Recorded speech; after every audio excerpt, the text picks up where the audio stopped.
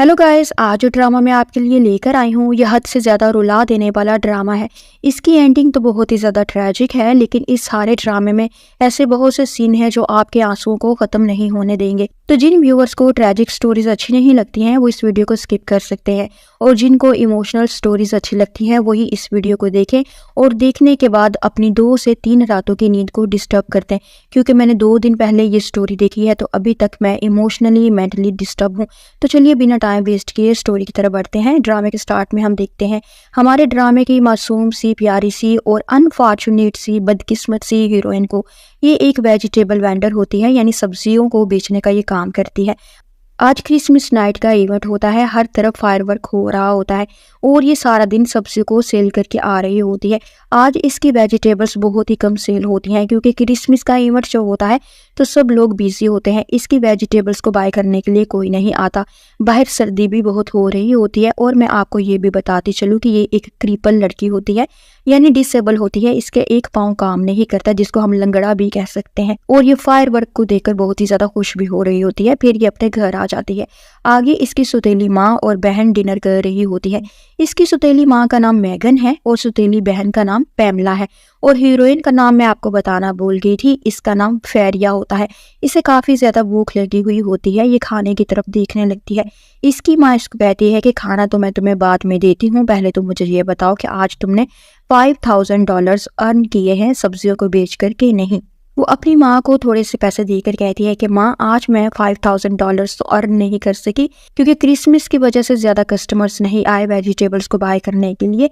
इसकी सौतेली बहन पैमला उठकर इसे किक मार देती है जैसे ये कोई फुटबॉल हो, और कहती है कि तुम झूठ बोल रही हो, तुमने $5000 अर्न किए होंगे लेकिन वो तुम हमें नहीं दे रही हो। तुमने पैसों को छुपा कर कहाँ रखा है, हमें दो। इसकी माँ भी इसको मारने पीटने लगती है। ये पैमला को कहती है कि नहीं, मैंने कोई पैसे नहीं कमाए हैं, जितने मैंने कमाए हैं अर्न किए हैं सब के सब मैं तुम्हें दे रही हूँ। लेकिन पैमला तो इसको मारने लगती है और ये पैमला को पीछे करती है कि मुझे ना मारो, जिससे पैमला पीछे को गिर जाती है और इसको कहने लगती है कि तुम्हारी इतनी जरूरत कि तुम मुझे पीछे को धक्का दो, मुझे पुश करो।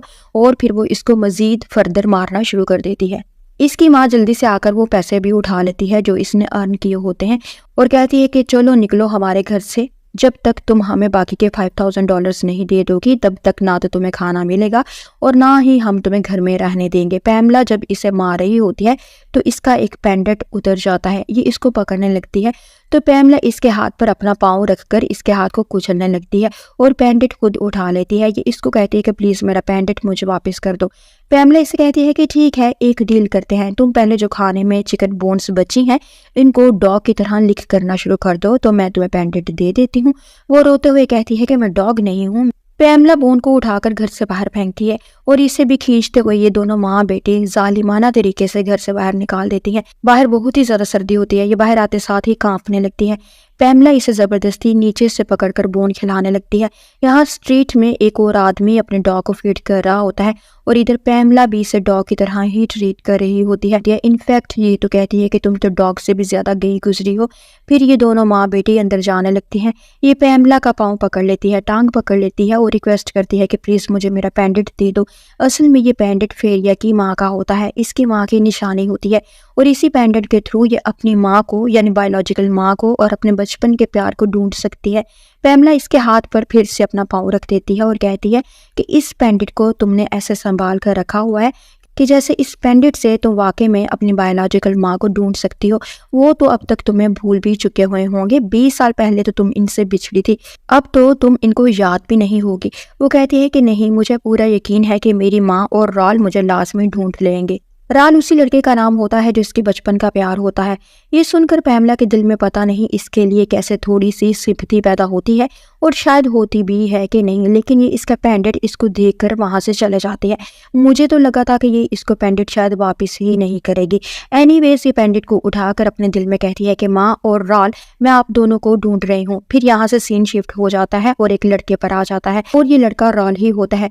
और ये स्वान ग्रुप का CEO होता है और ये एक गुंडा टाइप भी बन चुका हुआ होता है, एक तरह से गैंगस्टर भी बन चुका हुआ होता है, क्योंकि अब इनकी काफी ज्यादा पहुंच होती है तो ये किसी भी आदमी का आसानी से मर्डर करवा देते हैं। और अब तो इसने अपना नाम भी चेंज कर लिया होता है, अब इसका नाम मिस्टर स्वान होता है। इस सीन में हम देखते हैं कि इसे किसी ने नशा पिला दिया होता है और ये इस वक्त ड्रंक हालत में भाग रहा होता है और इसके पीछे कुछ गुंडे लगे हुए होते हैं और इन गुंडों का जो लीडर होता है इसका नाम कॉल होता है। वो इसे कहता है कि रुक जाओ मिस्टर स्वान, हमने तुम्हें अच्छा खासा ड्रग कर दिया था और इतना ड्रग पी लेने के बाद तो अच्छा खासा एलिफेंट यानी हाथी भी बेहोश हो जाएगा और तुम तो अभी तक भागते ही जा रहे हो, पता नहीं तुम अभी तक होश में कैसे हो। फिर हम देखते हैं फीरिया को इसकी माँ बहन ने घर से निकाल दिया होता है, ये रोड पर जा रही होती है, इसे एक किटन दिखाई देता है, ये इसे अपना ब्लैंकेट निकाल कर उड़ा देती है, मीन्स इसे ब्लैंकेट पर बिठा देती है और इसके ऊपर एक कपबोर्ड बॉक्स से शेल्टर भी कर देती है और कहती है कि लगता है तुम भी मेरी तरह होमलेस ही हो। फिर इसे इसकी दोस्त की कॉल आती है जिसका नाम यूरी होता है। यूरी असल में मेगन की बहन की बेटी होती है और फीरिया की स्टेप सिस्टर होती है, एक तरह से कजन ही होती है। यूरी से कहती है कि मुझे पता चला है कि तुम्हारी स्टेप मॉम मेगन ने तुम्हें घर से निकाल दिया है, डोंट वरी, मेरे पास तुम्हारे लिए एक बहुत ही अच्छी जॉब है, तुम्हें सैलरी भी बहुत ही ज्यादा अट्रैक्टिव मिलेगी और तुम्हें शेल्टर भी मिल जाएगा रहने के लिए। ये तो हैप्पी हो जाती है और यूरी से कहती है कि ठीक है, मुझे बताओ कि कहाँ आना है, मैं अभी आ जाती हूँ। वो इसको एड्रेस बताती है और वो कहती है कि ठीक है, मैं अभी आ रही हूँ और फिर वो किटन को देखती हुई हैप्पी हैप्पी फील करते हुए वहां से चले जाती है। यहाँ पर हम देखते हैं यूरी को एक आदमी मार रहा होता है, इसकी पिटाई कर रहा होता है और इस आदमी का नाम मैट होता है। यूरी असल में मैट को लड़कियां सप्लाई करने का काम करती है। ये आदमी इसे इसलिए हिट कर रहा होता है कि जो लड़की इसने आज इसे प्रोवाइड की हुई होती है वो वर्जिन नहीं होती, वो पहले से यूज्ड होती है। ये इसे कहता है कि मुझे ऐसी लड़की चाहिए जिससे पहले किसी ने कभी टच ना किया हो। वो इसे कहती है कि ठीक है मिस्टर मैट, मैंने अपनी एक दोस्त को बुलाया है, अपनी एक कजन को बुलाया है, वो आ रही होगी और वो बिल्कुल ऐसी ही है जैसी लड़की तुम्हें चाहिए। और यहाँ पर ये सीन कट हो जाता है और इधर हम देखते हैं फीरिया जा रही होती है और यहीं पर इसी गली में एक घर में रॉल इन गुंडों से छुप रहा होता है। इसे फील होता है कि शायद कोई मेरे पीछे है, वो मुड़कर देखती है तो पीछे तो कोई नहीं होता। इसे लगता है फिर कि शायद ये मेरा वहम होगा, ये फिर से चलने लगती है। फिर हम देखते हैं ये उसी जगह पर पहुंच जाती है जहां पर आने के लिए यूरी ने इसको बोला था और इसके पीछे पीछे राल भी गुंडों से बचता हुआ यहीं को आ जाता है और ये तो इसको देखकर डर जाती है। इसे लगता है कि ये तो कोई चोर होगा। इतने में गुंडों के आने की आवाज भी आने लगती है। राल इसका मुंह अपने हाथ से बंद करते हुए इसे घसीटते हुए एक कमरे में ले जाता है, वॉशरूम में ले जाता है। इधर हम देखते हैं मैट अपने रूम में आता है और खुद से ही बात कर रहा होता है कि यूरी ने तो बोला था कि मेरी दोस्त अब तक तुम्हारे कमरे में बेड पर होगी। वो इसको ढूंढने लगता है, ब्लैंकेट को चेक करता है, फिर वो बेड के नीचे देखने लगता है कि यूरी की दोस्त कहाँ गई है। इतनी देर में पीछे से कार्ल और इसके आदमी आकर मिस्टर रॉल को ढूंढते हुए यहाँ तक पहुंच जाते हैं। कार्ल इस आदमी को किक मारता है और इससे पूछता है कि हम एक लड़के को ढूंढ रहे हैं जिसने कोट पहना हुआ है। मैट इसको कहता है कि कोट तो तुम सबने पहना हुआ है। इसकी इस बात पर कार्ल अपने दिल में सोचता है कि ये तो बेवकूफ सा लग रहा है, इससे पूछने से बेहतर है कि हम खुद ही राल को ढूंढ लें। फिर वो अपने आदमियों को इशारा करता है कि हर जगह पर जाकर इसको ढूंढो और वो वॉशरूम के दरवाजे के पास आकर इसको खोलने लगता है जहां पर अंदर रॉल होता है। ये दरवाजा खोलने ही लगता है कि इसका एक आदमी आकर इसको कहता है कि बस यहाँ पर कोई भी नहीं है, हमने अच्छी तरह से चेक कर लिया है और हमें लगता है कि राल बाहर ही होगा, हमें बाहर चलकर इसको ढूंढना चाहिए। और ये सब जल्दी से फिर बाहर चले जाते हैं। इनके जाने के बाद मिस्टर रॉल फीरिया को इनअप्रोप्रिएटली टच करने लगता है। वो इसे खुद से दूर करती है और कहती है कि क्या तुम्हें मुझसे पैसे चाहिए, क्योंकि इसे तो ये चोर ही लग रहा होता है। वो कहती है कि मेरे पास पैसे नहीं है, प्लीज मुझे जाने दो। लेकिन इस पर तो ड्रग की वजह से नशा सवार होता है, वो इसका रेप करने लगता है। ये बेचारी खुद को बचाने की बहुत ही ज्यादा कोशिश करती है, इसे दूर करती है, रेजिस्ट करती है, रोती है, चिल्लाती है, लेकिन ये इसे कहता है कि मुझे ना रोको, मैं तुम्हारी पूरी रिस्पॉन्सिबिलिटी भी ले लूंगा।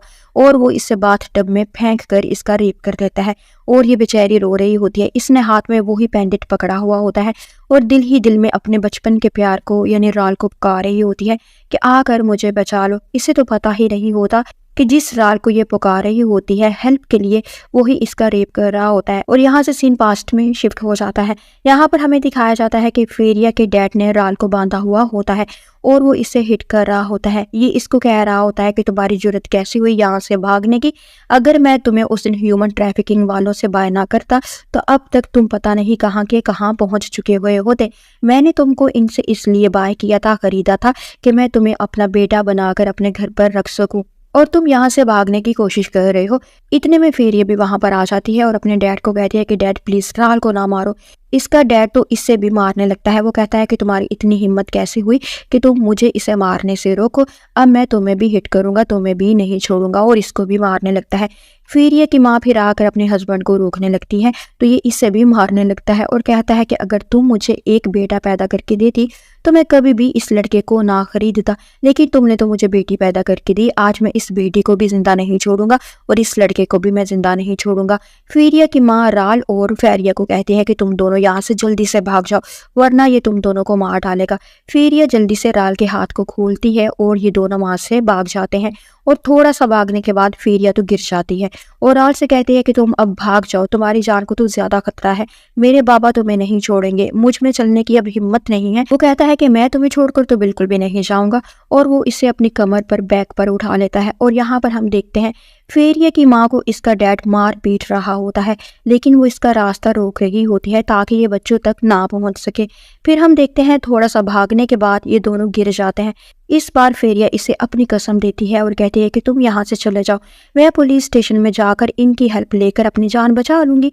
वो इसकी बात मान जाता है, इसके हाथ पर बाइट करता है और कहता है कि इस बाइट के निशान तुम्हारे हाथ पर जब तक रहेंगे तो मैं इन निशानों की मदद से तुम्हें पहचान जाऊंगा, इसलिए तुम इन निशानों को, इस निशान को कभी मिटने ना देना, तुम जहां भी रहोगी मैं तुम्हें ढूंढ ही लूंगा। ये भी इसके हाथ पर बाइट करके निशान बना देती है और फिर राल चला जाता है। राल के चले जाने के बाद इसका बाप वहां पर पहुंच जाता है और वो राल के पीछे जाने लगता है। ये अपने बाप को पकड़ लेती है, इनके पाँव को पकड़ कर कहती है कि डैड प्लीज राल को ना मारो। इसका डैडी तो इसको मारने लगता है। इसकी माँ दोबारा से भागते भागते इधर ही आ जाती है और अपने हस्बैंड को दोबारा से पकड़ लेती है और फेरिया को कहती है कि बेटी तुम भाग जाओ, मैं तुम्हें ढूंढ लूंगी, जल्दी से भागो वरना ये तुम्हें मार डालेगा।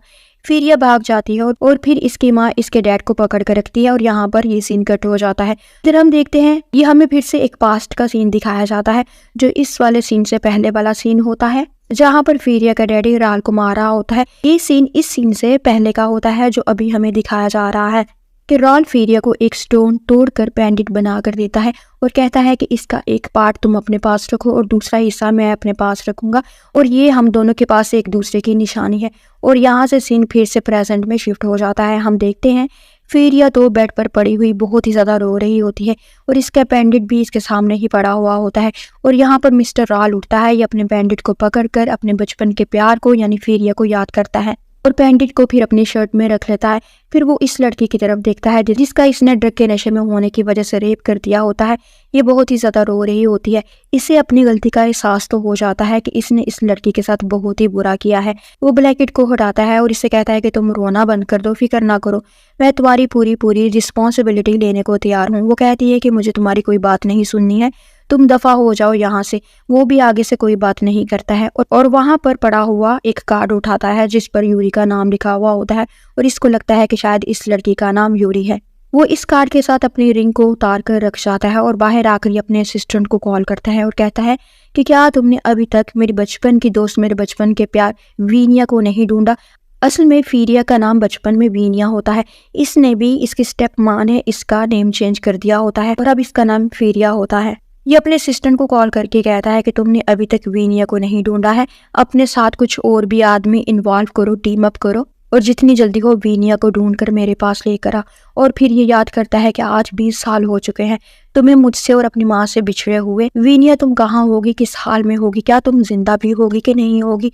जब मैं तुम्हें एक महफूज जगह पर छोड़कर पुलिस को लेने के लिए गया था तो जब मैं वापस आया था तो तुम तो वहां पर थी ही नहीं। मुझे सिर्फ और सिर्फ वहां पर तुम्हारी माँ जख्मी हालत में मिली थी और मैं इनको लेके हॉस्पिटल चला गया था और उस दिन के बाद से आज तक हम दोनों तुम्हें ढूंढ ही रहे हैं, हम तुम्हें बहुत ही ज़्यादा याद करते हैं।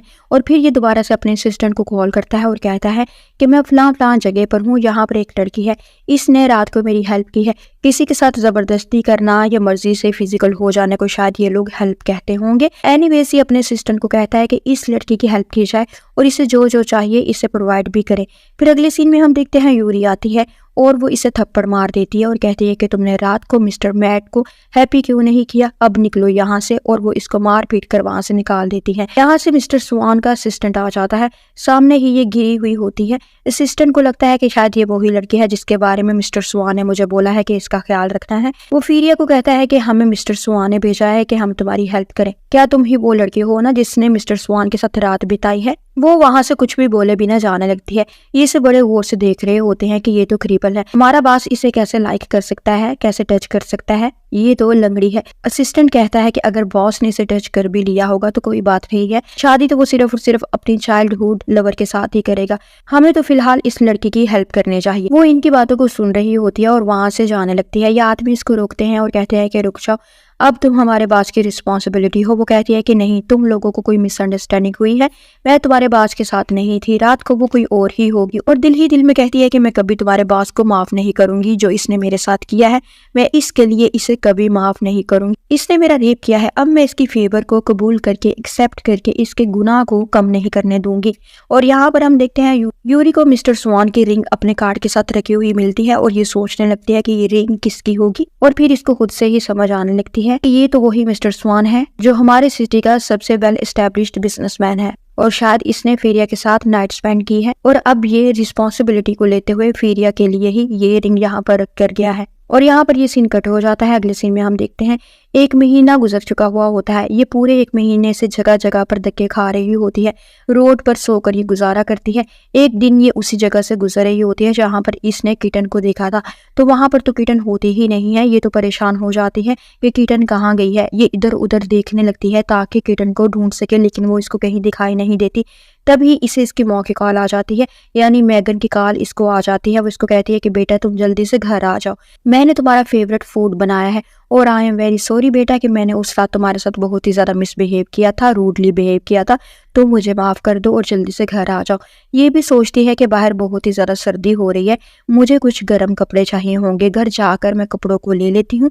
चलो घर जाकर देखती हूँ कि माँ मेरे साथ अच्छा बिहेव करती है कि नहीं, अगर मुझे घर पर रहने देती है कि नहीं रहने देती, और अगर नहीं रहने देगी तो एटलीस्ट मैं गर्म कपड़ों को लेकर घर से बाहर आ जाऊंगी। फिर वो घर आ जाती है। इसकी माँ इसके लिए काफी ज्यादा खाना बनाकर पहले से ही रख चुकी हुई होती है। इसे भूख भी बहुत ही ज्यादा लगी हुई होती है। ये खाना खाने लगती है। ये अपनी माँ को कहती है कि माँ क्या यूरी खाना नहीं खाएगी। इसकी माँ जल्दी से कहती है कि नहीं नहीं, इसे भूख नहीं है, ये सारा खाना तो मैंने सिर्फ और सिर्फ तुम्हारे लिए बनाया है, तुम जल्दी से पेट भर कर खाना खा लो, फिर मुझे तुमसे एक बहुत ही इंपॉर्टेंट बात करनी है। वो खाना छोड़ देती है और अपनी माँ से कहती है कि आप पहले मुझे ये बताएं कि क्या बात है जो आप मुझसे करना चाहती हैं। इसकी माँ इसको कहती है कि बेटा बात असल में ये है कि मौसम बहुत ही ज़्यादा ठंडा हो रहा है और अब तो तुमसे वेजिटेबल्स भी सेल नहीं होती हैं, तो हम चाहते हैं कि तुम्हारी शादी मिस्टर मैट से कर दी जाए।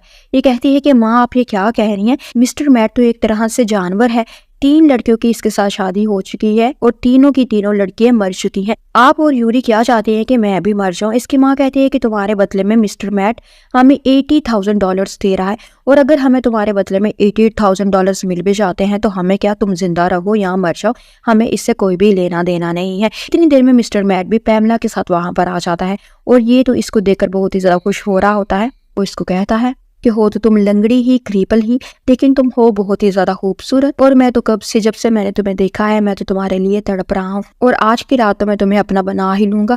और फिर वो वॉशरूम कपड़े चेंज करने के लिए चला जाता है बड़ी एक्साइटमेंट के साथ। और यहाँ पर ये तो रेजिस्ट करने लगती है कि तुम लोग मेरे साथ ऐसा कैसे कर सकते हो। यूरी इसके सर पर बॉटल मार देती है, यूरी इसके सर पर बॉटल मार देती है और फिर ये इसको बताती है कि तुम्हें क्या लगा था कि अगर हम तुम्हें घर पर बुला रहे हैं तो क्या वाकई में हमें तुम पर प्यार आ रहा होगा क्या? हम तो तुम्हें सिर्फ इसलिए यहाँ पर बुला रही थी कि तुम्हें बेचकर पैसे कमा सके। और तुम्हें क्या लगा था कि तुम्हारे लिए हमने गोश्त को, मीट को बाय किया होगा? हमने तो एक स्ट्रे कैट को काट कर तुम्हें खिला दिया है। इससे भी कैट का, किटन का नेक रिंग दिखाई देता है। ये अपनी माँ और बहन से कहती है कि तुम लोग कितने ज्यादा जालिम हो, ये तो एक प्यारा सा मासूम सा किटन था, तुम लोगों ने इसे भी मार डाला है। तभी टीवी पर अनाउंसमेंट होने लगती है जो स्वान ग्रुप की तरफ से होती है। स्वान ग्रुप तो फेरिया की माँ और रॉल का होता है। वो फेरिया को ढूंढने के लिए अनाउंसमेंट करवा रहे होते हैं कि हमारी बेटी 20 साल पहले हमने खो दी थी, इसके हाथ पर एक टीथ बाइट का निशान था और इसके पास एक पेंडेंट भी था। फेरिया तो समझ आती है कि ये मेरी माँ है और मेरी माँ ही मुझे ढूंढ रही है। इधर से पैमला और मैगन भी समझ आते हैं कि ये सारी आइडेंटिटीज तो फेरिया की ही है, तो इसका मतलब है फेरिया ही स्वान ग्रुप की बेटी है और वो इसको देखने लगती है तो वो तो वहाँ पर होती ही नहीं है। इतने में मिस्टर मैट भी अपना मूड बनाकर बहुत ही ज़्यादा एक्साइटेड होता हुआ बाहर आ जाता है और फीरिया के साथ रात बिताने के लिए वो देखने लगता है कि फीरिया कहाँ गई है। लेकिन जब वो देखता है कि फीरिया तो यहाँ पर है ही नहीं तो इससे पैमला पर बहुत ही ज़्यादा गुस्सा आता है। वो कहता है कि जल्दी से इसे मेरे पास लेकर आओ वरना मैं तुमको और तुम्हारी माँ को नहीं छोड़ूंगा। और फिर हम देखते हैं फीरिया की माँ राल और ये एक छोटा बच्चा जिसका नाम रैंगडाल है। ये असल में मिस्टर स्वान की बहन का बेटा होता है जो मिस्टर राल के पास ही है और इसकी बहन आउट ऑफ कंट्री गई हुई होती है। ये मिस्टर स्वान के पास ही होता है। मिस्टर स्वान रैंगडाल से कहता है कि तुम आंटी के पास रहो, मैं अभी आता हूँ, मैं किसी जरूरी काम से जा रहा हूँ। असल में जो आदमी अपने गुंडों के साथ इसे उस दिन चेज कर रहा था जिसका नाम क्रॉल था, वो इनकी कंपनी में से अच्छा खासा शेयर चाहता है और इसके लिए वो इनको ब्लैकमेल भी करता रहता है, इनके पीछे ही चढ़ा रहता है, कभी कुछ प्रॉब्लम इनके लिए करता है तो कभी कुछ करता है। और पुलिस इसी मामले की इन्वेस्टिगेशन के लिए इसको पुलिस स्टेशन आने के लिए बुलाती भी है। ये चला जाता है और रास्ते में फीरिया इससे दिखाई देती है।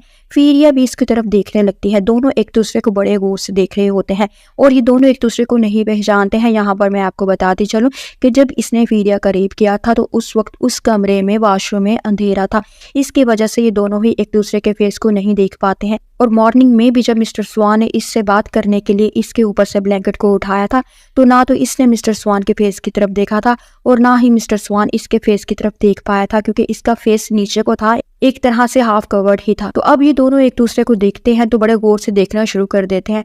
इन दोनों को लगता है कि शायद इन दोनों ने एक दूसरे को पहले कहीं देखा होगा लेकिन नहीं याद आ रहा होता कि इन्होंने कहाँ देखा है। फिर हम देखते हैं यहाँ पर फीरिया की माँ भी से देखती है और रैंगडाल को कहती है कि मेरी बेटी भी अब तक इस लड़की जितनी बड़ी हुई होगी। फिर वहां पर मैगन और यूरी भी आ जाते हैं और इससे इसका पेंडेंट छीनने लगते हैं। ये तो इनको नहीं देती। यहाँ पर हमें पास्ट का एक छोटा सा सीन दिखाया जाता है जहाँ पर यूरी अपनी माँ से कहती है कि माँ, स्वान कॉर्पोरेशन ने कौन सा फीरिया को पहले कहीं देखा हुआ है?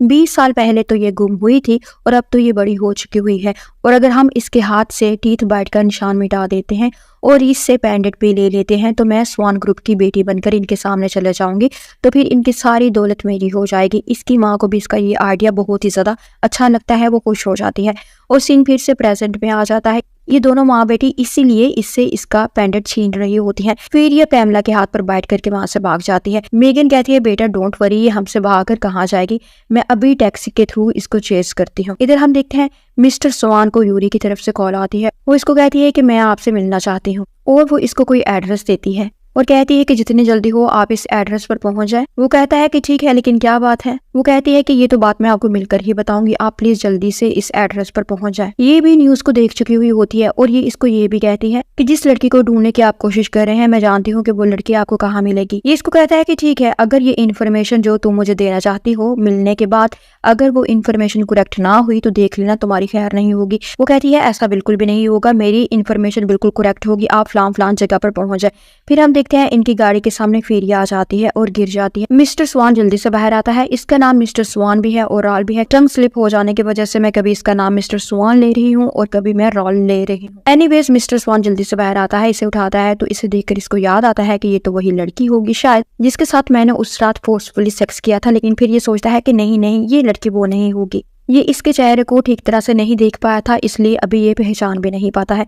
इतने में वहां पर मैगन भी आ जाती है और इसे हिट करने लगती है। कहती है कि पकड़ ही लिया ना मैंने तुम्हें, तुम मुझसे भागकर कहाँ जाओगी? फिर वो मिस्टर रॉल को देखकर फैरिया से कहती है कि क्या तुम इस लड़के के साथ अफेयर चला रही हो, इस सड्यूस कर रही हो, और इसे मारने लगती है। मिस्टर स्वान इसको कहता है कि तुम इसे क्यों मार रही हो? वो इससे कहती है कि तुम कौन होते हो मुझसे ये पूछने वाले, ये मेरी बेटी है और मैं जो चाहूंगी मैं इसके साथ करूंगी, मैं इसे मारूं या ना मारूं, तुम कौन होते हो पूछने वाले, दूर रहो हमारे मामले से। मिस्टर रॉल इसको रोकना तो चाहता है लेकिन तभी इसका आदमी आकर इसको बताता है कि मिस यूरी की दोबारा से कॉल आ रही है, वो आपसे लाजमी अभी के अभी मिलना चाहती हैं और वो आपको आपके लवर के बारे में भी शायद कुछ बताना चाहती हैं।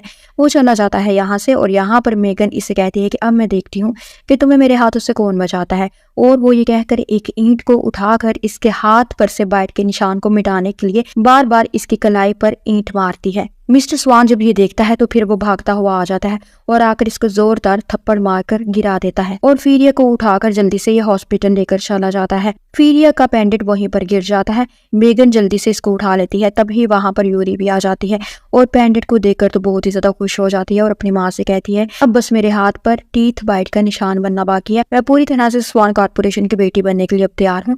इसकी माँ भी खुश होकर इससे कहती है कि ये जिस लड़के ने मुझे थप्पड़ मारा है ना, जब तुम्हारे पास पावर आ जाएगी जाएगी, दौलत आ जाएगी, पैसा आ जाएगा, तो तुम इस आवारा से लड़के से मेरा रिवेंज भी लेना। वो कहती है कि ठीक है माँ, मैं ऐसा ही करूँगी, डोंट वरी। अगले सीन में हम देखते हैं यह हॉस्पिटल में होती है। रॉल इसके पास ही बैठा हुआ होता है। ये तो बेहोश होती है, इसे बुखार भी बहुत ही ज़्यादा तेज होता है। मिस्टर रॉल उठकर इसके माथे पर ठंडे पानी की पेटियां करने लगता है। ये बेहोशी में अपनी माँ को ही याद कर रही होती है। ये कह रही होती है कि डैड प्लीज मुझे ना मारो। रॉल इसे उठाने लगता है और कहता है कि मिस उठ जाओ, तुम शायद एक बुरा ख्वाब देख रही हो, ऐसा कुछ भी नहीं हो रहा है, यहाँ पर तुम बिल्कुल महफूज हो, ये हॉस्पिटल है। फिर ये बेहोशी में ही इसका हाथ पकड़ लेती है और कहती है कि माँ और रॉल मुझे छोड़ कर ना जाओ। इसे इसके बाद हल्की सी सुनाई देती है कि कहीं इसने मेरा नाम तो नहीं लिया। वो इसके पास अपना कान कर देता है और कहता है कि तुमने जो अभी अभी बोला है जरा दोबारा से बोलो, लेकिन ये तो बेहोश होती है। तभी इसका आदमी असिस्टेंट दोबारा से आ जाता है और इसको कहता है कि मिस यूरी बार बार आपको कॉल कर रही है, आप जल्दी से चलें। तभी फीरिया की माँ भी अंदर आ जाती है और ये फीरिया को देखकर मिस्टर स्वान से पूछती है कि ये लड़की कौन है। इससे पहले कि ये इस लड़की के बारे में यानी फीरिया के बारे में इनको कुछ बताता कि वो कौन है, वो फीरिया के मुंह से सुनती है कि वो बेहोशी में कह रही होती है कि माँ आपको कुछ नहीं होगा, आप बस मेरा इंतजार करें, मैं अभी हेल्प लेकर आती हूँ। और ये अल्फाज तो इसने अपनी माँ से तब भी बोले थे जब इसके डैड ने इन सब की जान लेने की कोशिश की थी। फीरिया की माँ इमोशनल हो जाती है और इसे चूमने लगती है, प्यार करने लगती है। इसकी आंखों में फौरन से आंसू आ जाते हैं। वो कहती है कि ये मेरी ही बेटी है, इसने सेम वही वर्ड्स बोले हैं जो इसने 20 साल पहले बोले थे। 20 साल पहले सेम ऐसे अल्फाज मेरी बेटी ने मुझसे बोले थे और ये मेरी बेटी ये है, मुझे गलती नहीं हो सकती। मिस्टर स्वान इसको कहता है कि ना तो इसके पास पेंडेंट है और ना ही इसके हाथ पर टीथ बाइट का निशान है। इसकी माँ इसको कहती है कि ठीक है, अगर ये दोनों आइडेंटिटीज नहीं भी हैं तो कोई बात नहीं है, मैं इसे फिर भी पहचान सकती हूँ क्योंकि इसके शोल्डर की बैक साइड पर एक पिंक बर्थ मार्क भी था जिसके बारे में सिर्फ मुझे पता था। वो जल्दी से बर्थ मार्क को देखने लगता है तो ये उठ जाती है, इसे होश आ जाता है और ये डर जाती है। ये कहती है कि ये तुम मेरे साथ क्या कर रहे हो और मैं इस वक्त कहाँ पर हूँ। इसकी माँ इसे रोते हुए कहती है कि मैं तुम्हारी माँ हूँ। और यहाँ पर हमें पास्ट का एक सीन दिखाया जाता है जब इसके डैड ने इनको मारने के लिए इनका पीछा किया था और इसकी माँ उस वक्त बुशेस में गिरी हुई थी। तो इसने अपनी माँ से यही बोला था कि माँ आप यहाँ पर मेरा इंतजार करें, मैं जल्दी से हेल्प लेकर आती हूँ और मैं आपको कुछ नहीं होने दूंगी। इसकी माँ को तो यकीन हो जाता कि यही तो मेरी बेटी है। और फिर हमें ये भी दिखाया जाता है कि इसका डैडी इसको उठा कर ले जाता है और इसकी माँ का एक्सीडेंट हो जाता है और सीन फिर से प्रेजेंट में हॉस्पिटल में शिफ्ट हो जाता है। ये भी इनके गले लग जाती है, इनको हग करती है और दोनों माँ बेटी इमोशनल हो जाते हैं। तभी सेक्रेटरी आकर इनको बताता है कि मैम चलें, आपकी बेटी मिल गई है। वो कहती है कि क्या मतलब है, क्या ये मेरी बेटी नहीं है। असिस्टेंट कहता है कि मैम आपकी बेटी मिल चुकी है और हमने सारी आइडेंटिटीज भी चेक कर ली हैं और यही आपकी बेटी है, ये आपकी बेटी नहीं है, आप जल्दी से चले। फीरिया की माँ को बहुत ही ज़्यादा हर्ट होता है ये सुन करके ये मेरी बेटी नहीं है। इसे अपनी बेटी के मिल जाने का सुनकर ज़्यादा खुशी नहीं होती बल्कि इस बात का दुख ज़्यादा होता है कि ये लड़की मेरी बेटी नहीं है। इसे तो इसे देखते साथ ही इसके साथ इमोशनल अटैचमेंट महसूस होने लगी थी और फिर ये भी सोचती है कि अगर ये मेरी बेटी नहीं है तो इसने वो सेम वर्ड्स क्यों बोले हैं। मे बी ये कोई कोइंसिडेंस हो या मेरी मिसअंडरस्टैंडिंग हो। ये सब देखकर फीरिया भी हर्ट होती है। एक लम्हे को तो इससे भी लगा था कि अब मुझे मेरी माँ मिल चुकी है, अब मेरी सारी परेशानियां, सारी प्रॉब्लम्स खत्म हो जाएंगी। लेकिन अगले ही लम्हे इसको पता चलता है कि ये तो मेरी माँ ही नहीं है। ये बहुत ही ज्यादा सैड इमोशनल सीन था। वो अपने कदम को, अपने पाँव को पीछे कर लेती है। इसकी माँ इसको कहती है कि बेटा आई एम वेरी सॉरी, मुझे लगा कि शायद तो मेरी बेटी होगी। फीरिया कहती है कि नहीं आंटी, कोई बात नहीं है, आप चाहे अपनी बेटी से मिलने के लिए। आई होप कि मेरी माँ भी मुझे जल्द ही मिल जाएगी क्योंकि मैं भी बहुत ही सालों से अपनी माँ का इंतजार कर रही हूँ, इनको ढूंढने की कोशिश कर रही हूँ। इसकी माँ को इस पर बहुत ही ज़्यादा प्यार आता है और इसके लिए दुख भी महसूस होता है। वो इसे प्यार करते हुए कहती है कि डोंट वरी, तुम्हारी माँ बहुत ही जल्द तुम्हें मिलेगी और वहाँ से चले जाती है। इनके जाने के बाद मिस्टर रॉल इसको कहता है कि तुम अपना ख्याल रखो और रेस्ट करो और फिर इसे उठाकर बेड पर लिटा देता है। फिर ये जाने लगता है तो ये इसका हाथ पकड़कर इसको थैंक्स बोलती है कि तुमने मेरी हेल्प की, मुझे हॉस्पिटल लेकर आए हो और मेडिकल बिल्स का क्या, तुमने मेरे लिए जो बिल्स पे किए होंगे मैं जॉब करके तुम्हें पैसे लौटा दूंगी। वो कहता है कि मुझे पैसे लौटाने की तुम्हें कोई ज़रूरत नहीं है, तुम बस अपना ख्याल रखा करो। और वो ये कहकर वहाँ से चला जाता है। तभी हम देखते हैं कि यूरी हॉस्पिटल आ रही होती है। मिस्टर रॉल का सेक्रेटरी इसको कहता है कि अब हमें तुमसे मिलने की कोई ज़रूरत नहीं है क्योंकि हमने खुद ही मिस्टर रॉल के लवर को ढूंढ लिया है। वो तो ये सुनकर शॉक्ड ही हो जाती है और इसको लगता है कि शायद इनको पता चल गया है कि फीरिया है मिस्टर रॉल की लवर है और यही स्वान ग्रुप की बेटी भी है। ये अंदर आती है और इसे देखकर अपने दिल में सोचती है कि तुम कितनी ज़्यादा लकी हो कि तुम्हारा ताल्लुक इतनी अमीर फैमिली से है, मैं तो तुम्हें जिंदा नहीं छोड़ूंगी। वो पीलू को पकड़कर इसको जान से मारने लगती है, यानी इसका मर्डर करने लगती है। तभी वहां पर नर्स आ जाती है और इसको कहती है कि क्या ये आपके रिलेटिव है, क्योंकि ये तो प्रेग्नेंट है और आप जल्दी से जाकर इनके लिए फलां मेडिसिन ला दें। इसकी प्रेगनेंसी का सुनकर इसके तो होश ही उड़ जाते हैं। ये फिर थोड़ा सा संभल कर नर्स से कहती है कि मैं इसकी कोई फैमिली मेम्बर नहीं हूँ, मैं भला इसके लिए मेडिसिन लेकर क्यों आऊँ, ये तो स्वान ग्रुप की बेटी है ना, तो इनको ही बोलो कि वो खुद ही इसको मेडिसिन ला कर दे। नर्स कहती है कि नहीं नहीं, ये तो स्वान ग्रुप की बेटी नहीं है, इनकी बेटी तो आज इनको मिल गई है और वो ये नहीं है बल्कि वो तो कोई और है, और ये अब अपनी बेटी से मिलने के लिए ही गए हैं। ये तो हैरान हो जाती है कि अगर ये इनकी बेटी नहीं है तो फिर कौन स्वान ग्रुप की बेटी हो सकती है। नर्स के चले जाने के बाद ये इसका अपेंडिट चेक करती है तो वो भी इसके पास नहीं होता। ये थोड़ी सी कंफ्यूज हो जाती है कि ये क्या माजरा है, ये क्या स्टोरी है। इधर हम देखते हैं कि फीरिया की माँ मिस्टर रॉल को कहती है कि तुम्हारा पेंडिट कहाँ है। वो जल्दी से चेक करने लगता है, इसे याद आता है कि इसका पेंडिट तो कोर्ट में ही था। वो कहता है कि मेरा पेंडिट अंदर रह गया है कोर्ट में, मैं इसे लेकर आता हूँ। यहाँ अंदर यूरी फीरिया का पेंडिट देख रही होती है कि ये कहाँ गया है। असल में इसे पता नहीं होता कि पैमला और मैगन ने तो इसका टीथ मार्क भी मिटा दिया होता है और इसका पेंडिट भी इसे छीन लिया होता है, और वही पेंडिट इससे छीनने के लिए ये भी इधर आई हुई होती है हॉस्पिटल में, ताकि ये पेंडिट लेने के बाद ये भी प्रिटेंड कर सके कि ये ही स्वान ग्रुप की खोई हुई बेटी है। फिर वो इसके शोल्डर पर इसका बर्थ मार्क चेक करने लगती है। इधर से रॉल भी आ जाता है। जब वो देखता है कि इसके शोल्डर पर पिंक कलर का बड़ा सा निशान होता है, वो भागता हुआ इसके पास आता है और इससे कहता है कि ये पिंक निशान कैसा है, क्योंकि ये तो बस एक स्पॉट सा दिखाई दे रहा होता है, ये बर्थ मार्क बिल्कुल भी नहीं होता। फीरिया को याद आता है कि कुछ दिन पहले क्या हुआ था, और यहाँ पर हमें पास्ट का एक सीन दिखाया जाता है जहाँ पर पैमला और मैगन ने इसका बर्थ मार्क देखकर बोला था कि अच्छा तो तुम इस मार्क से अब अपनी माँ को ढूंढ सकोगी, तो चलो हम इसे भी मिटा देते हैं। और दोनों माँ बेटी इलेक्ट्रिसिटी से इसके बर्थ मार्क को जला डालते हैं, मिटा डालते हैं। उफ, ये बहुत ही ज्यादा ब्रूटल, बहुत ही ज्यादा टेरिफाइंग सीन था। और सीन फिर से प्रेजेंट में आ जाता है जहाँ पर फीरिया अपने दिल में कह रही होती है कि मेरा तो बर्थ मार्क भी चला गया है, टीथ मार्क भी चला गया है और मेरा पेंडिट पता नहीं कहाँ है। अब मैं राल को और अपनी माँ को कैसे ढूंढ सकूंगी। वो उठकर जल्दी से अपने पेंडिट को ढूंढने लगती है। कभी वो दराज में देखती है, कभी वो कबर्ड में देखती है। इसे तो पता ही नहीं होता कि मेरा पेंडिट पैमला और मैगन के पास है, क्योंकि जब ये बेहोश हो गई थी, जब मैगन इसके हाथ पर ईंटें मार मार कर इसको बेहोश कर दिया था, तब इसका पेंडिट भी उतरकर वहीं गिर गया था जिसको मैगन ने ले लिया था, और इसे इस बात का पता नहीं होता। वो उठकर अपना पेंडिट ढूंढने लगती है और यूरी सोच रही होती है कि कहीं इसने यानी रॉल ने फीरिया को पहचान तो नहीं लिया है कि यही इनकी खोई हुई बेटी है। वो जल्दी से इसका ध्यान डाइवर्ट करने के लिए कहती है कि मिस्टर रॉल, मुझे लगता है कि आप यहाँ पर अपना कोट लेने के लिए आए हैं, और वो जल्दी से इसका कोट इसकी तरफ बढ़ा देती है। वो जैसे ही इसको कोट पकड़ाने लगती है तो इसका पेंडिट नीचे गिर जाता है। ये जल्दी से अपना पेंडिट उठा लेता है और फीरिया देखती है कि इसने तो कोई पेंडिट पकड़ा हुआ होता है। ये पेंडिट की शेप को नहीं देख पाती है, लेकिन इतना इसे जरूर अंदाजा हो जाता है कि ये एक पेंडिट ही है जो इसने पकड़ा है। इसे ये देखकर अपने पेंडिट का ख्याल भी आता है। वो मिस्टर स्वान से पूछने लगती है अपने पेंडिट के बारे में। मिस्टर स्वान जाने लगता है। ये इसका हाथ पकड़कर पूछने लगती है कि मिस्टर स्वान, क्या आपको पता है कि मेरा पेंडिट।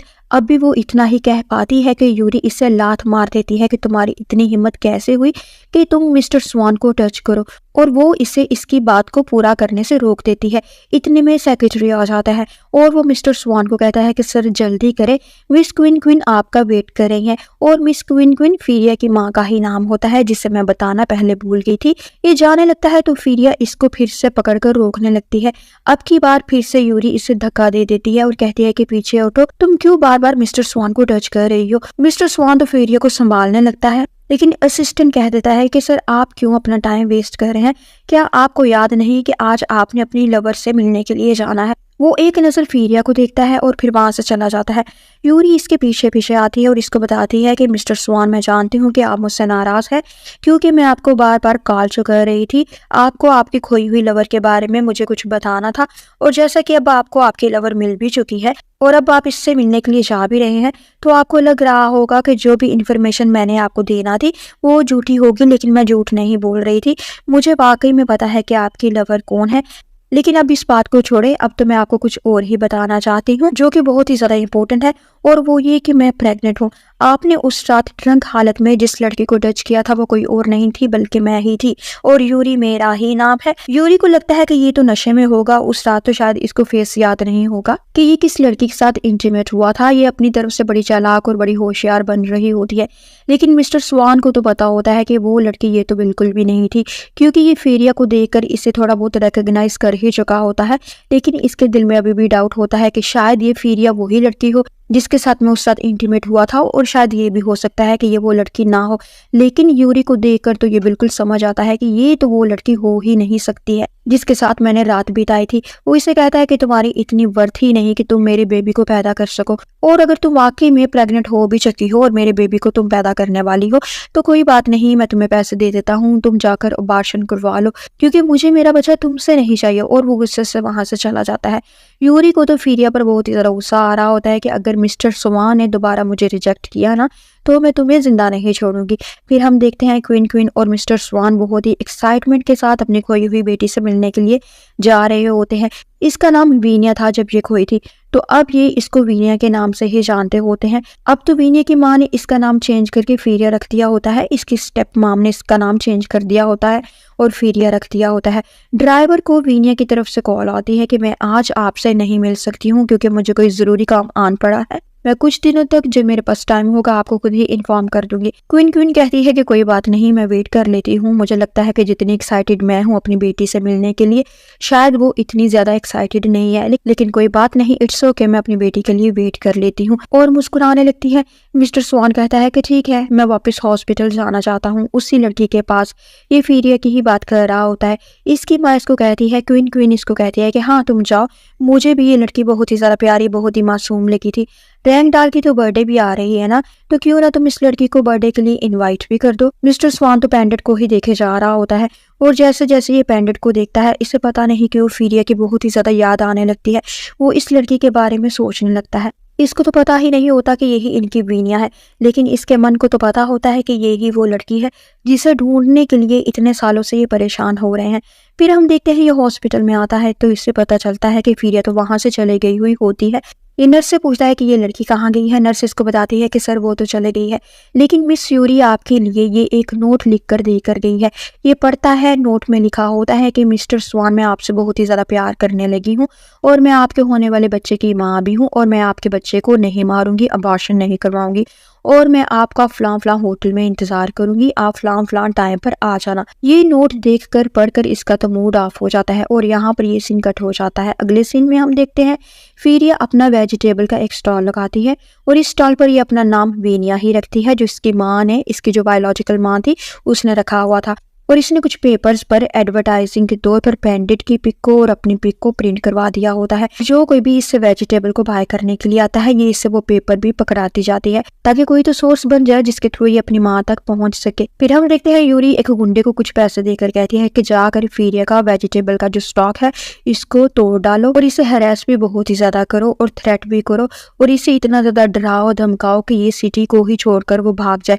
और अपने दिल में ये सोच रही होती है कि आई होप फीरिया कि आज तुम्हारा बेबी भी नहीं बचेगा। और यहाँ पर हम देखते हैं फीरिया अपनी डायरी लिख रही होती है, जिसको ये बचपन से ही लिखती आ रही होती है। ये अपने इन 20 सालों की हर छोटी से छोटी बात, बड़ी से बड़ी बात इस डायरी में लिखती है। वो आज भी लिखती है कि माँ, आज आपसे बिछड़े हुए पूरे 2 साल और 2 महीने हो चुके हैं, अभी तक आप मुझे नहीं मिली हैं। राल, तुम मुझे नहीं मिले हो, तुम लोग कहाँ हो? क्या तुम लोग भी मुझे ढूंढ रहे होगे कि नहीं? और क्या मैं तुम लोगों को याद भी होंगी कि नहीं? फिर अचानक से इसका दिल खराब होने लगता है, इसको वॉमिटिंग फील होने लगती है, और ये हैरान भी होती है कि मुझे नौजिया क्यों फील हो रहा है। इतने में रैम डॉल आकर इसको नॉक करता है और कहता है कि क्या तुम्हारी तबीयत ठीक नहीं है? क्या तुम ठीक तो हो ना? और वो ये बात साइन लैंग्वेज में करता है। फीरिया साइन लैंग्वेज को अंडरस्टैंड कर सकती है क्योंकि इसने किसी जगह पर जॉब करने के लिए साइन लैंग्वेज को सीखा था। ये रैंड डॉल की तरफ देखती है तो इससे राल इसकी जगह दिखाई देता है, क्योंकि ये बिल्कुल राल की कॉपी होता है, बिल्कुल उसके जैसा ही दिखता है। इसलिए ये बहुत ही ज्यादा इमोशनल हो जाती है, इसकी आंखों में आंसू आ जाता है और ये इसको हग कर लेती है। इसका नाम राल पुकारते हुए ये इसको हग करती है और 2 मोटे मोटे आंसू के कतरे इसकी आंखों से गिरते हैं। फिर ये जल्दी से बच्चे से दूर होती है, अपने आंसुओं को साफ करती है और खुद को कंट्रोल करते हुए रैगडॉल से कहती है कि सॉरी बच्चे, मैंने तुम्हें डरा दिया होगा, एक्चुअली मैं इमोशनल हो गई थी। रैगडॉल इसको कहता है कि कोई बात नहीं है, इट्स ओके। ये रॉल कौन है जिसका नाम लेते हुए आपने मुझे हक किया है? और वो ये सब बात साइन लैंग्वेज में ही कह रहा होता है, इससे पूछ रहा होता है। ये भी इसको साइन लैंग्वेज में बताने लगती है कि राल मेरा बचपन का दोस्त है और मैं इसे ढूंढने की कोशिश कर रही हूँ। और ये इसे फिर वो पेंडेंट की पिक्चर भी दिखाती है कि मैं इस पेंडेंट की पिक्चर के थ्रू इसे ढूंढ कर ही रहूंगी। रैगडॉल इसको कहता है कि ऐसा पेंडेंट तो बिल्कुल मेरे अंकल के पास भी है। वो कहती है कि क्या वाकई में, सच में? अभी ये दोनों बात कर ही रहे होते हैं कि रैगडॉल की केयर टेकर आकर फीरिया को पीछे से लात मारती है, किक करती है। ये एक साइड को जाकर गिर जाती है। ये केयर टेकर इसको कहती है कि तुम क्रिपल लड़की, क्या इसको किडनैप करना चाह रही थी? क्या तुम जानती हो कि ये कौन है? और ये इसे फर्दर मजीद हिट करने के लिए आगे बढ़ती है। रैगडॉल अपनी केयर टेकर को रोकता है और कहता है कि ये किडनैपर बिल्कुल भी नहीं है, ये तो एक बहुत ही नोबल लेडी है, बहुत ही ज्यादा काइंड है। और इसके पास आकर इसको हग कर लेता है और इसको कहता है कि डोंट वरी, मैं आपकी हेल्प करूंगा, आपके बचपन के दोस्त को ढूंढने में मैं आपकी हेल्प करूंगा। इतने में वहां पर वही गुंडे आ जाते हैं जिनको यूरी ने भेजा हुआ होता है। ये काफी ज्यादा गुंडे होते हैं और आते साथ ही ये इसको बुली करना, मारना, पीटना शुरू कर देते हैं।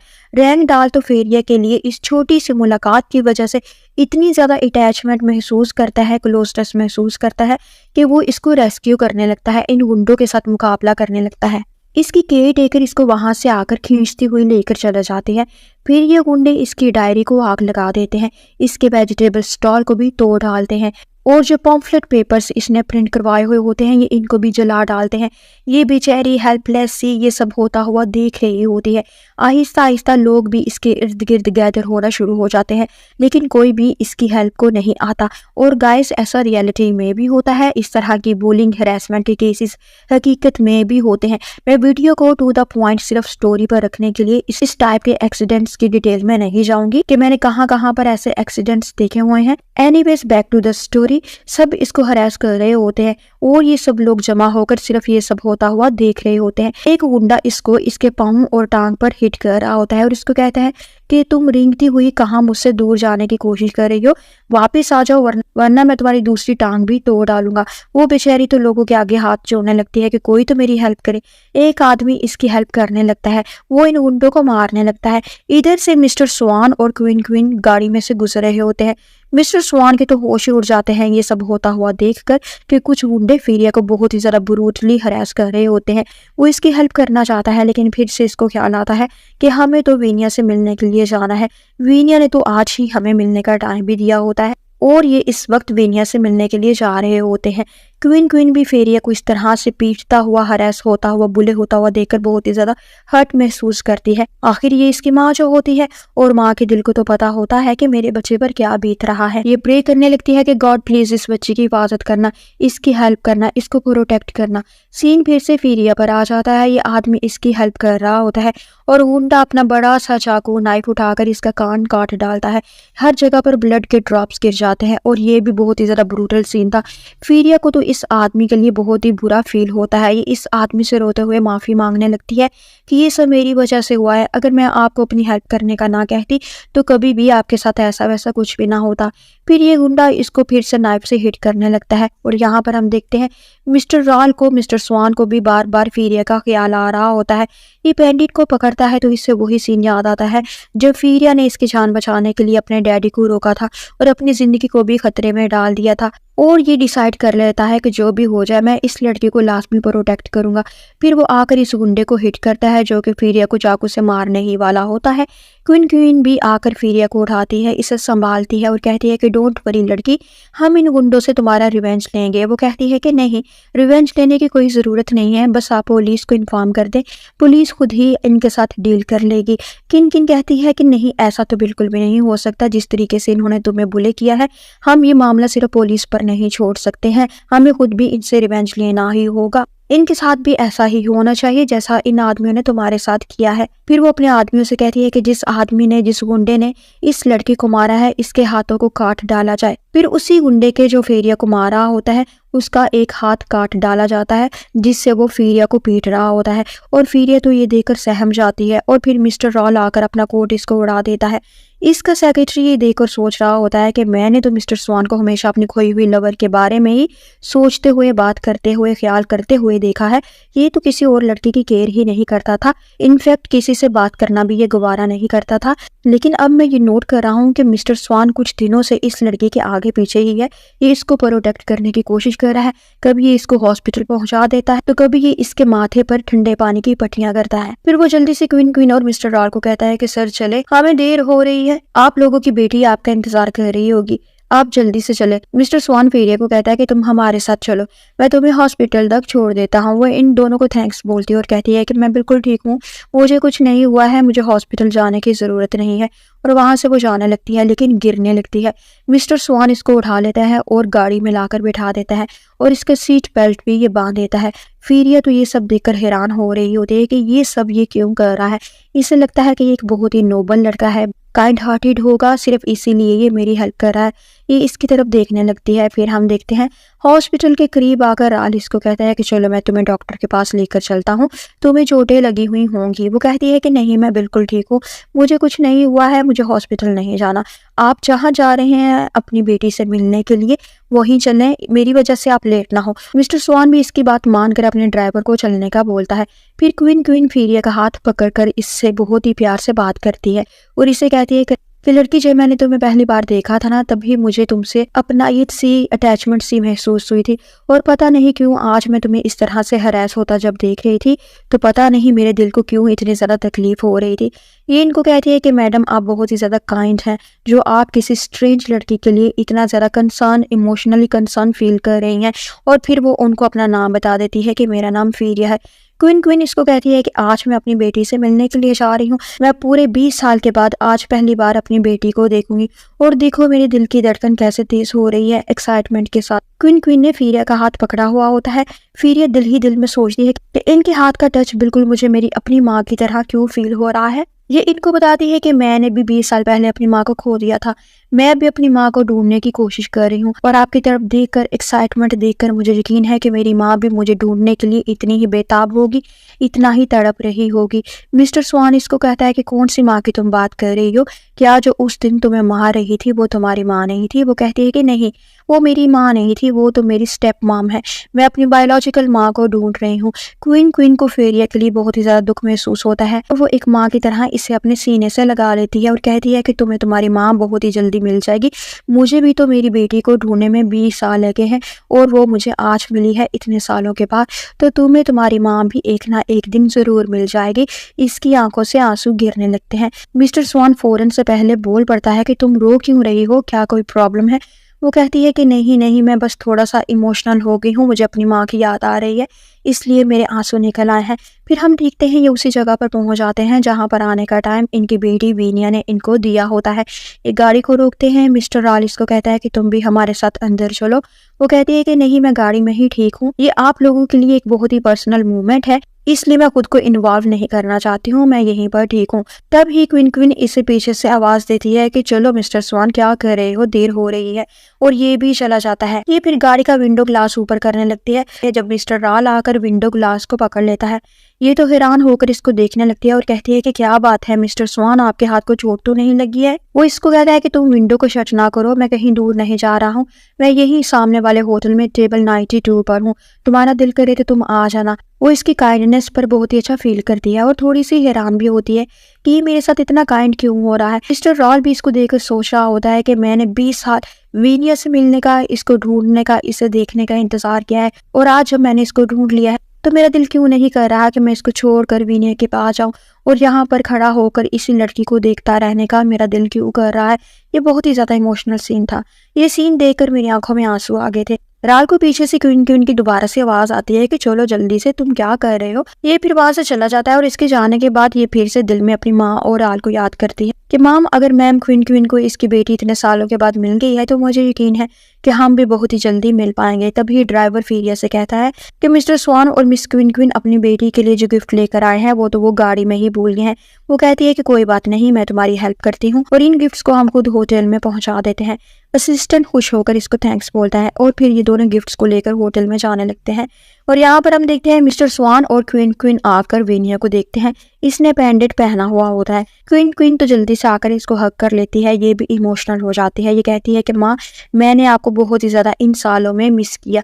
मैंने आपको हर जगह पर ढूंढने की बहुत ही ज़्यादा कोशिश की। फिर वो रॉल की तरफ आती है और इसको मिस्टर स्वान कहकर पुकारती है कि देखो स्वान, मैंने ये पेंडेंट संभाल कर रखा हुआ है, सिर्फ इस होप में कि एक ना एक दिन तुम्हें मैं ज़रूर ढूंढ पाऊंगी। और ये टीथ मार्क तो अब फेड हो गया है। मिस्टर रॉल को तो इस पर फौरन से शक होने लगता है। एनीवेज वो कुछ बोलता नहीं है। फिर ये सारे टेबल पर बैठ जाते हैं और ये इसको मिस्टर स्वान कहकर ही पुकार रही होती है। क्वीन क्वीन इसको कहती है कि तुम इसे इस नाम से तो कभी नहीं पुकारा करती थी। वो घबरा जाती है कि कहीं मेरी चोरी तो नहीं पकड़ी गई है। वो कहने लगती है, असल में इतने सालों पहले तो मैं आप लोगों से खोई थी, तो काफ़ी कुछ बंदा भूल भी जाता है। इधर से फेरिया और सेक्रेटरी भी गिफ्ट्स लेकर इधर को ही आ रहे होते हैं और यहाँ पर मिस्टर स्वान इस नकली बीनिया को कहता है कि मुझे ये पेंडेंट तो ज़रा तुम दिखाओ। वो पेंडेंट को चेक करता है कि ये तो फेक होता है। फिर वो इस पर गुस्सा करने लगता है, अपनी चेयर से उठ जाता है। वो इसको कहता है कि जल्दी से तुम मुझे बता दो कि तुमने हमारी बेटी बनने का झूठा ड्रामा क्यों किया है। वो पहले तो नहीं बताना चाहती, फिर ये इसको काफ़ी ज़्यादा डराता है तो ये बता ही देती है कि ये सब मैंने कान के कहने पर ही किया था। वो मुझे आपकी बेटी बनाकर आपकी फैमिली में भेजना चाहता था ताकि वो आपकी दौलत पर कब्जा कर सके। क्वीन क्वीन को तो जब ये पता चलता है कि ये तो मेरी बेटी है ही नहीं बल्कि इसने मुझे इमोशनली चीट किया है तो इसकी तबीयत बिगड़ने लगती है। फिर यह भागकर इसके पास आ जाती है। ये असल में दूर खड़ी इनको देख रही होती है। इसे इनकी आवाज़ सुनाई नहीं देती, इसलिए इसे एग्जैक्ट पता भी नहीं होता कि हुआ क्या है। वो आकर क्वीन क्वीन को संभालती है और पूछती है कि क्या हुआ मैम। क्वीन क्वीन कहती है कि इस लड़की ने मेरे साथ धोखा किया है, मेरी ममता के साथ धोखा किया है। मुझे तो लगा था कि इतने सालों बाद आज मैंने अपनी बेटी को वापस पा लिया है, लेकिन ये तो सिर्फ और सिर्फ एक धोखा था, मजाक था, फ्रॉड था मेरी फीलिंग्स के साथ। मिस्टर स्वान जल्दी से मेडिसिन निकालता है। फिर ये इनको मेडिसिन खिलाती है। फिर ये इनको कहती है कि मैम आप परेशान ना हो, आज नहीं तो कल आपको आपकी बेटी ज़रूर मिल जाएगी। फिर वो इनको अपनी स्टोरी बताने लगती है। वो कहती है कि 20 साल पहले मुझे मेरे बाप ने सेल कर दिया था और जिस लेडी को मेरे बाप ने मुझे बेचा था वो मेरी स्टेप मदर है। इस लेडी ने मुझ पर हर तरह के जुल्म किए हैं। मैं कभी स्कूल ना जा सकी, मैं ठीक तरह से लोगों से बात नहीं कर पाती हूँ क्योंकि मुझ में कॉन्फिडेंस नहीं है। मैं क्रीपल भी हूँ, मैं अबनॉर्मल भी हूँ, मैं कमज़ोर भी हूँ। जिसका दिल करता है वही मुझे ह्यूमिलेट करता है, मुझ पर जुल्म करता है। कितने कितने दिनों तक, रातों तक मेरी सौतेली माँ मुझे घर से बाहर निकाले रखती है, फिर भी मैं अपनी हिम्मत को टूटने नहीं देती हूँ। इन सब तकलीफ़ों के बावजूद, दुखों के बावजूद, प्रॉब्लम्स के बावजूद मैंने खुद को सिर्फ और सिर्फ इसीलिए संभाल कर रखा हुआ है कि एक ना एक दिन तो मैं अपनी माँ से ज़रूर मिलूंगी। अगर मैं अपनी माँ के लिए तड़प रही हूँ तो मुझे यकीन है कि वो भी मेरे लिए बहुत ही ज़्यादा बेचैन होगी। और इसी तरह से जैसे आप अपनी बेटी के लिए अपने दिल में मोहब्बत रखती हैं तो वो भी आपसे प्यार करती ही होगी और आपको ढूंढ ही लेगी। इसकी इन सारी बातों से मिस क्वीन क्वीन को थोड़ा सा हौसला मिलता है, तसल्ली मिलती है। फिर हम देखते हैं ये गाड़ी में घर को जा रहे होते हैं। फिर ये तो मिस क्वीन क्वीन के शोल्डर पर सर रखकर सो रही होती है और मिस्टर स्वान अपने सेक्रेटरी को कहता है कि इस सिटी के तमाम रोड्स को ब्लॉक कर दो ताकि कार्ल कहीं भाग कर जा ना पाए। मिस क्वीन क्वीन कहती है कि मैं कभी नहीं भूल सकती हूँ कि कार्ल ने ही 20 साल पहले मेरी जान बचाई थी। और यहाँ से सीन शिफ्ट होकर पास्ट में आ जाता है जहाँ पर ये उसी रात जिस रात फेरिया के डैडी ने राल को पीटा था और फेरिया राल को बचाकर भाग रही थी, उसी रात जब इसकी माँ रोड पर इंजर गिरी पड़ी होती है तो उसी रोड से कार्ल भी गुजर रहा होता है। वो इसकी हेल्प करने के लिए आ जाता है। इसे कहती है कि प्लीज़ मेरी बेटी को जाकर बचाओ क्योंकि वो बहुत ही ज़्यादा मुश्किल में होगी। कार्ल इसको कहता है कि ठीक है, मैं तुम्हारी बेटी को भी जाकर बचा लूँगा, पहले तुम तो मेरे साथ हॉस्पिटल चलो, मैं तुम्हें डॉक्टर के पास लेकर चलता हूँ। और इसी तरह से कार्ल ने इसकी जान बचाई हुई होती है। सीन फिर से प्रेजेंट में आ जाता है। अब तक फेरिया भी उठ चुकी हुई होती है और इनकी बातें सुन रही होती है। वो क्वीन क्वीन से पूछती है कि अगर कार्ल ने आपकी जान बचाई थी तो अब वो आपका दुश्मन क्यों है। क्वीन क्वीन इससे बड़े प्यार से इसके हाथ को पकड़कर इसको बताती है कि लोग बदल जाते हैं, चेंज हो जाते हैं। जैसे ही मेरे पास पैसा आ गया, मेरे पास पावर आ गई तो ये मेरा दुश्मन बन गया। फिर हम इस सीन में देखते हैं कि रैंगडॉल अपनी केयर टेकर पर नाराज़ हो रहा होता है कि मैंने अपनी सिस्टर की हेल्प करना थी, तो मुझे यहाँ पर ज़बरदस्ती क्यों लेकर आ गई हो। वो फेरिया की हेल्प करने की बात कर रहा होता है। इसे कहती है क्योंकि वो एक क्रीपल, डर्टी और बहुत ही ज़्यादा डेंजरस लेडी थी और ऐसे लोगों से दूर ही रहना चाहिए। वो कहता है कि नहीं, वो बिल्कुल भी डेंजरस नहीं थी, वो तो बहुत ही अच्छी थी, मैं तो इसकी हेल्प भी करूँगा इसकी फैमिली को ढूंढने में। फिर वो पैम्फलेट को अपनी पॉकेट से निकालता है। केयर टेकर इस पैम्फलेट को रीड आउट करती है, इससे पकड़कर पढ़ने लगती है और उसको पता चलता है कि जिस लड़की को मिस्टर रॉल और क्वीन क्वीन ढूंढ रहे हैं वो तो यही क्रीपल लड़की है। ये जल्दी से पैम्फलेट को फाड़ देती है और रैंगडॉल को कहती है कि ये लड़की बहुत ही ज़्यादा डेंजरस है, ये तुम्हारा मर्डर कर सकती थी या फिर ये तुम्हें किडनैप भी कर सकती थी। और अगर मिस्टर राल को पता चलेगा कि तुम इस लड़की से मिले हो तो वो तुम पर बहुत ही ज़्यादा गुस्सा होंगे, तुम्हारी माँ भी तुम पर बहुत ही ज़्यादा गुस्सा होगी। इसलिए मैंने इस पैम्फलेट को फाड़ डाला है और तुम भी किसी को ना बताना कि तुम इस लड़की से मिले हो। फिर वो कॉल करके बता देती है कि एक क्रीपर लड़की है और ये लड़की ही मिस्टर राल के बचपन की दोस्त महबूबा और क्वीन की खोई हुई बेटी है। मिस्टर राल तो ये बात सुनकर हैप्पी हो जाता है और सोचता है कि ठीक है, तुम इस लड़की की सारी डिटेल्स मुझे प्रोवाइड करो कि वो कहाँ पर रहती है, क्या करती है। मैं इस लड़की को अपने मकसद के लिए इस्तेमाल करूंगा और इस क्वीन की सारी दौलत को हासिल कर लूंगा। अगले सीन में हम देखते हैं ये अपने घर आते हैं। फीरिया भी इनके साथ ही होती है। वो मिस क्वीन को कहती है कि मैं आप लोगों के साथ आपके घर में नहीं जाना चाहती हूँ, आप प्लीज़ मुझे वापस जाने दें क्योंकि मैं तो बहुत ही ज़्यादा डर्टी लग रही हूँ, गंदी लग रही हूँ और क्रीपल भी हूँ। सब लोग मुझे बुली करेंगे, मेरा मजाक उड़ाएंगे। क्वीन कहती है कि किसी में इतनी हिम्मत नहीं कि कोई तुम्हें बुली कर सके। फिर वो अपने मुलाजमों को, सर्वेंट्स को बुलाती है। साथ ही यूरी भी बाहर आ जाती है और आकर मिस क्वीन को कहती है कि मैं मिस्टर स्वान के बेबी की माँ बनने वाली हूँ और ये अपनी रिस्पॉन्सिबिलिटी लेने से इनकार कर रहा है। फीरिया और यूरी एक दूसरे को देखकर हैरान और परेशान भी हो जाते हैं। फिर अगले सीन में हम देखते हैं ये सब सोफे पर बैठे हुए होते हैं। यूरी खड़ी होती है और वो मिस क्वीन से कह रही होती है कि मैं जानती हूँ क्या मिस्टर स्वान के लिए इनकी माँ की जगह पर ही है। आपने इनको बचपन से लेकर अब तक पाला है, इसलिए मैं अपनी प्रॉब्लम लेकर आपके पास आई हूँ। मैं इसके बेबी की माँ बनने वाली हूँ। जिस रात कार्ल अपने गुंडों के साथ इसका पीछा कर रहा था उस रात ये मेरे साथ इंटीमेट हो रहा था और इसने मुझे प्रेग्नेंट कर दिया है और अब ये अपनी रिस्पॉन्सिबिलिटी नहीं ले रहा है। ये सुनकर फीरिया तो शॉक्ड सी हो जाती है। इससे तो लगता था कि मिस्टर स्वान काफ़ी ज़्यादा नोबल किस्म का, काइंड किस्म का आदमी है, लेकिन ये तो बहुत ही ज़्यादा डिफरेंट लगा। कितना ज़्यादा ये क्रूअल है। मिस क्वीन मिस्टर स्वान से कहती है कि बताओ तुम इस मामले में क्या कहते हो। वो कहता है कि ऐसा हो ही नहीं सकता कि मैंने इसके साथ सेक्स किया हो और ये मेरे बेबी की माँ तो बिल्कुल भी नहीं बन सकती है। इसकी तो इतनी वर्थ ही नहीं है। मुझे तो ये लड़की बिल्कुल भी अच्छी नहीं लगती। मेरा बेबी तो सिर्फ और सिर्फ। और अभी ये अपनी बात पूरी नहीं कर पाता कि फिर ये के मोबाइल पर किसी की कॉल आ जाती है।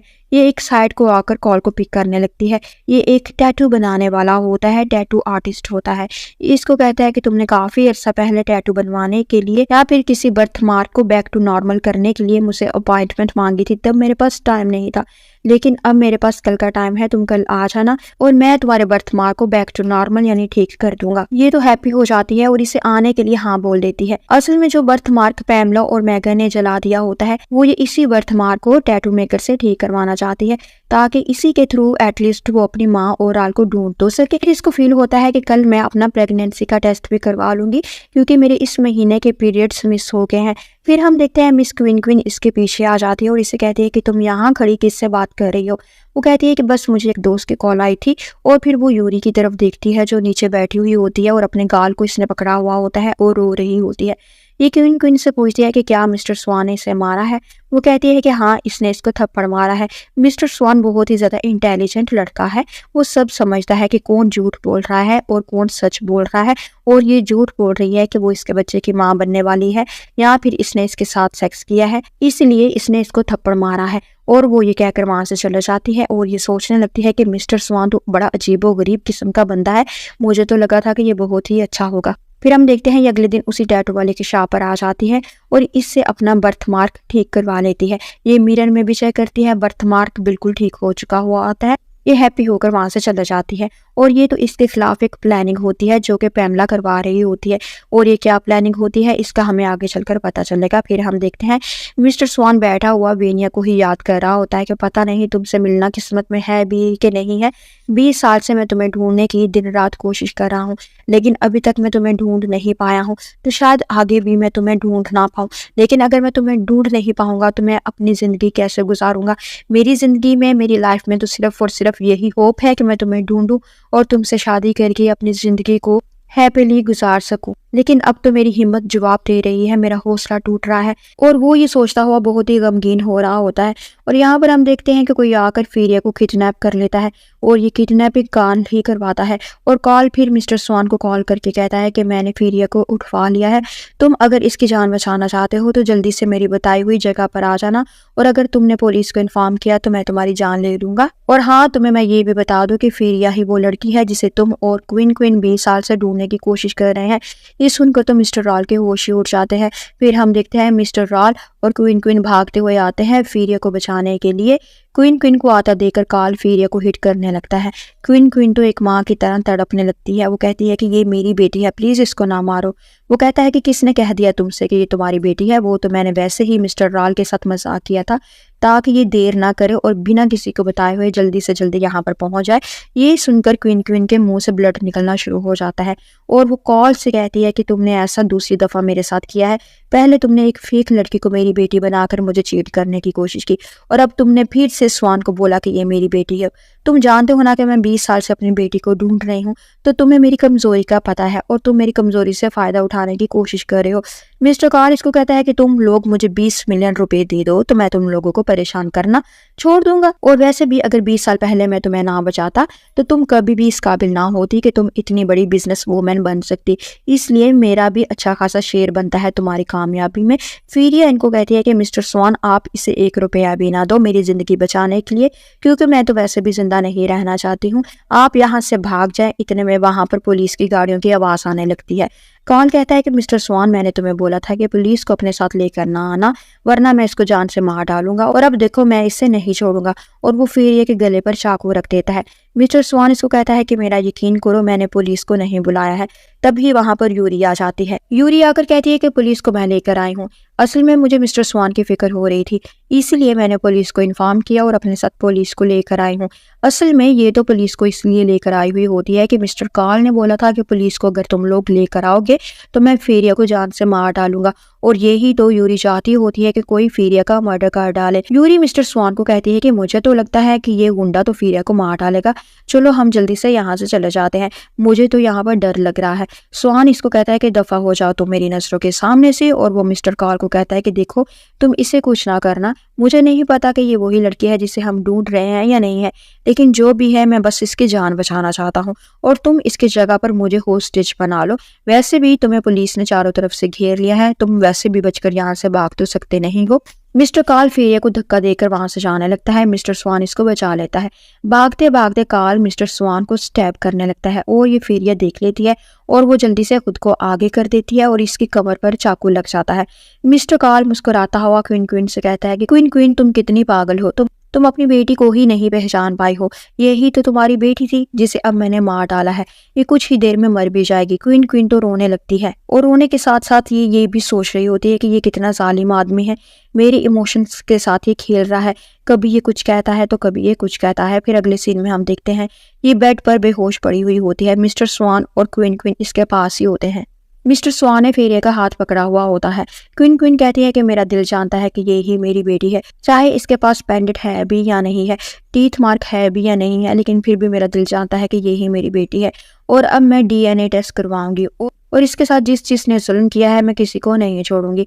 इतने में सर्वेंट आकर इनको बताता है कि हम जाकर पैमला और मेगन को ले आए हैं। ये जल्दी से डाउनस्टेयर आती है और इनके साथ बहुत ही ज़्यादा एग्रेसिवली बिहेव करने लगती है और कहती है कि मैं फीरिया की बायोलॉजिकल माँ हूँ, वो मेरी ही बेटी है और तुम माँ बेटी ने मेरी बेटी के साथ 20 साल इतना ज्यादा जुल्म किया है, अब मैं तुम्हें पनिश करूंगी, मैं तुम लोगों को नहीं छोड़ूंगी। और वो अपने सर्वेंट से मैगन की पिटाई करवाने लगती है। पैमला अपनी माँ को बचाने लगती है तो फीरिया का पेंडेंट जो इन माँ बेटी ने जबरदस्ती इससे छीन लिया हुआ होता है और जो अब इसने पहना हुआ होता है वो इस हाथापाई में पेंडेंट उतर कर नीचे गिर जाता है। ये देखकर क्वीन के तो होश ही उड़ जाते हैं। इधर से मिस्टर वान भी नीचे आ रहा होता है, ये भी पेंडेंट को देख लेता है और इसके भी होश ही उड़ जाते हैं। क्वीन पैमला से कहती है कि ये पेंडेंट तुम्हारे पास कहाँ से आया है। वो बताती है कि ये पेंडेंट मेरे पास मेरी माँ का है और राल की निशानी है। मैंने 20 साल पहले अपनी माँ को खो दिया था और मैं अपनी माँ को और राल को इसी पेंडेंट के थ्रू ढूंढ पाऊंगी। मिस्टर स्वान इसको कहता है कि क्या कहा तुमने, राल? दोबारा से ये नाम पुकारो। वो दोबारा से कहती है कि हाँ, मैं अपने राल को और अपनी माँ को ढूंढ रही हूँ। क्वीन फिर से बेवकूफ बन जाती है। इसे अब लगता है कि ये मेरी बेटी है क्योंकि इसके पास से पेंडेंट जो मिला है। फिर वो बर्थ मार्क भी चेक करने लगती है तो इसके शोल्डर पर भी बर्थ मार्क होता है और हाथ पर टीथ मार्क भी होता है। को तो यकीन हो जाता है कि यही इनकी खोई हुई बेटी वीनिया है। इतने में DNA टेस्ट की रिपोर्ट भी आ जाती है जो कि फेक होती है। इस रिपोर्ट के मुताबिक फीरिया तो इनकी बेटी होती ही नहीं है। ये रिपोर्ट देखकर मिस्टर स्वान को बहुत ही ज़रा गुस्सा आता है। वो जल्दी से अपस्टेयर जाता है और फीरिया का गला दबाने लगता है। ये इसको कहता है कि बताओ तुमने ये सब किसके कहने पर किया है? क्या तुम कार्ल के साथ मिली हुई थी? क्या कार्ल ने ही तुम्हें बोला था कि तुम मेरे साथ इतनी क्लोजनेस को बढ़ाओ और आज मुझे रेस्क्यू करने के लिए तुमने खुद जानबूझकर खुद को स्टैब भी करवा लिया? बताओ तुम आखिर ऐसा क्यों कर रही हो? आखिर तुम मेरी जिंदगी में क्यों आई हो? बताओ तुम आखिर ऐसा क्यों कर रही हो? आखिर तुम मेरी जिंदगी में क्यों आई हो? आज मुझे वो लड़की मिल गई है जिसे मैं 20 साल से ढूंढने की कोशिश कर रहा था, लेकिन मुझे इससे मिलने की जरा भी खुशी नहीं हो रही है। मेरे दिल में दिमाग में बस तुम ही घूम रही हो। बताओ तुमने ऐसा मेरे साथ क्यों किया है? तुम लाजमी कार्ल के कहने पर ही हर जगह मेरे सामने आ जाया करती थी। वो कहती है कि मैं तो कार्ल को जानती ही नहीं हूँ और मैंने तो कुछ भी नहीं किया है। तभी यूरी भी वहां पर आ जाती है और ये fake medical DNA report Yuri ने ही बनवाई हुई होती है इनकी सर्वेंट के साथ मिलकर, जो कार्ल के साथ मिली हुई होती है। यूरी आकर मिस्टर स्वान की तरह इसको एक्यूज करने लगती है कि हाँ ना, तुम मिस्टर कार्ल के साथ मिली हुई हो ताकि तुम और कार्ल मिलकर मिस्टर स्वान की दौलत पर कब्जा जमा सको। इसको थप्पड़ मार देती है। ये बेचारी रोती हुई इसको कहती है कि मैं कैसे तुम लोगों को यकीन दिलाऊं कि मैं तो मिस्टर कार्ल को जानती तक नहीं हूँ और मैंने कुछ भी नहीं किया है। तभी वहां पर सेक्रेटरी आ जाता है। मिस्टर स्वान को ये बताता है कि जो मेडिकल रिपोर्ट्स आपको मिली है ये झूठी है, फेक है, क्योंकि रियल रिपोर्ट्स तो ये है जो किसी ने बाहर फेंकती हुई थी। यूरी सेक्रेटरी के हाथ से फाइल को छीन लेती है। इस फाइल पर जितने भी एविडेंसेस होते हैं, रिपोर्ट की जितनी भी डिटेल्स होती हैं, सब यूरी ने टैंपर कर दिए हुए होते हैं, मिटा दिए हुए होते हैं पहले से ही। वो पेपर्स को पकड़ते हुए मिस्टर राल को कहती है कि ऐसा कौन कर सकता है भला? ये टेस्ट करवाने वाली टीम भी आपकी ही थी ना मिस्टर स्वान, और इन टेस्ट को चेक करने वाली भी टीम आप ही की थी, तो फिर ऐसा कैसे हो सकता है? कौन कर सकता है? मिस्टर स्वान इसको कहता है कि तुम ज्यादा इनोसेंट प्रीटेंड करने की कोशिश ना करो, ये सब तुम्हारे अलावा कौन और कर सकता है। इतने में क्वीन भी वहां पर आ जाती है। वो असिस्टेंट से कहती है कि मुझे सर्विलियंस कैमरास की रिपोर्ट्स को लाकर जरा दो, मैं चेक करना चाहती हूँ कि ऐसा किसने किया है, और मैं ये भी देखना चाहती हूँ कि उस रात यूरी मिस्टर राल के साथ वाकई में थी या नहीं थी, क्योंकि मुझे इस पर शक है कि ये झूठी है। और जाओ तुम उस होटल की वीडियो भी मुझे ला कर दो। क्या पता ये जानबूझकर मिस्टर स्वान को एक्यूज कर रही है। यूरी फौरन से बोल उठती है कि नहीं, कोई और वीडियो लाने की जरूरत नहीं है। मिस्टर स्वान बोल पड़ता है कि तुम कितनी तरह बदतमीज हो, तुम्हारी इतनी जरूरत कैसी हुई कि क्वीन किसी बात का ऑर्डर करे और तुम इसको रिजेक्ट कर दो। क्वीन भी कहती है कि अब तो हर हाल में कैमरास की रिपोर्ट लाकर मुझे 1 मिनट से पहले दो, मैं भी जरा देखती हूँ कि इस यूरी ने मिस्टर स्वान के खिलाफ क्या प्लानिंग कर रखी है। यूरी तो उसी में जल्दी से फीरिया के पास आ जाती है और इसका अक्यूज करने लगती है कि इस फीरिया ने ही मिस्टर कार्ल के साथ मिलकर मिस्टर राल को और क्वीन को मारने की प्लानिंग की है, मैंने नहीं। मैं आपको एविडेंस भी दिखा देती हूँ। फिर वो एक फोटो दिखाती है जिसमें फीरिया टैटू बनवाने वाले की शॉप के बाहर होती है। मिस्टर कार्ल इसके साथ खड़ा हुआ होता है। ये फोटो देखकर तो मिस्टर राल को फिर से लगने लगता है कि ये वाकई में मिस कार्ल के साथ मिली हुई होगी, और ये तो कह रही थी अभी थोड़ी देर पहले कि मैं इसको जानती तक नहीं हूँ, जबकि ये तो कार्ल के साथ टैटू बनवाने वाले की शॉप पर भी गई हुई थी। वो तो कहती रह जाती है कि नहीं, मैं इसके साथ नहीं गई हुई थी, ये फोटो एडिट की गई है, मैं तो इसे जानती भी नहीं हूँ। लेकिन कोई इसकी बात पर यकीन नहीं करता है। यूरी फिर इसका टैटू भी मिस्टर स्वान को दिखाती है कि ये देखो मिस्टर स्वान, इसने तुम लोगों को चीट करने के लिए झूठा टैटू भी बनवाया हुआ है। वो कहती है कि छोड़ो मुझे, ये टैटू नहीं है बल्कि ये तो बर्थ मार्क है, और मेरा बर्थ मार्क चल गया था और मैं तो अपना बर्थ मार्क ही ठीक करवाने के लिए उस शॉप पर गई हुई थी, और वो भी मैं अकेली थी, मैं किसी कार्ल के साथ नहीं गई थी। मिस्टर स्वान भी जल्दी से टैटू को, बर्थ मार्क को देखने लगता है, और ये वाकई में टैटू होता है, ये कोई बर्थ मार्क नहीं होता।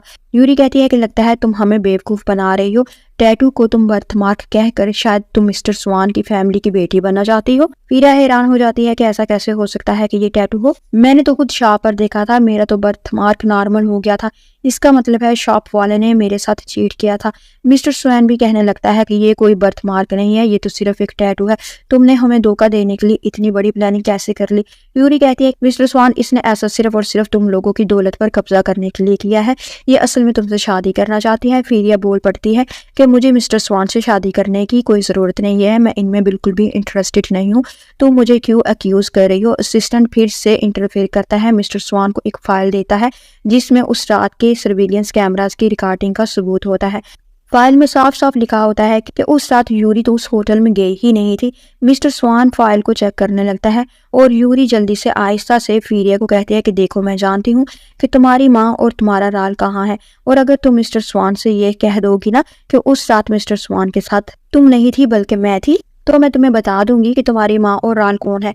और तुम्हारे पेट में जो बच्चा है ना, तुम ये बात भी अगर मिस्टर राल को नहीं बताओगी ना कि तुम इसके बच्चे की माँ बनने वाली हो, अगर इस बात को छुपाओगी तो फिर मैं तुम्हें तुम्हारी माँ से मिलवा भी दूंगी। ये बात सुनकर फिरिया के तो होश ही उड़ जाते हैं कि मैं प्रेग्नेंट हूँ, शायद इसीलिए इस महीने के मेरे पीरियड्स मिस हो गए हैं और ये बेबी मिस्टर स्वान का है। तो क्या उस रात मेरा रेप मिस्टर स्वान ने ही किया था?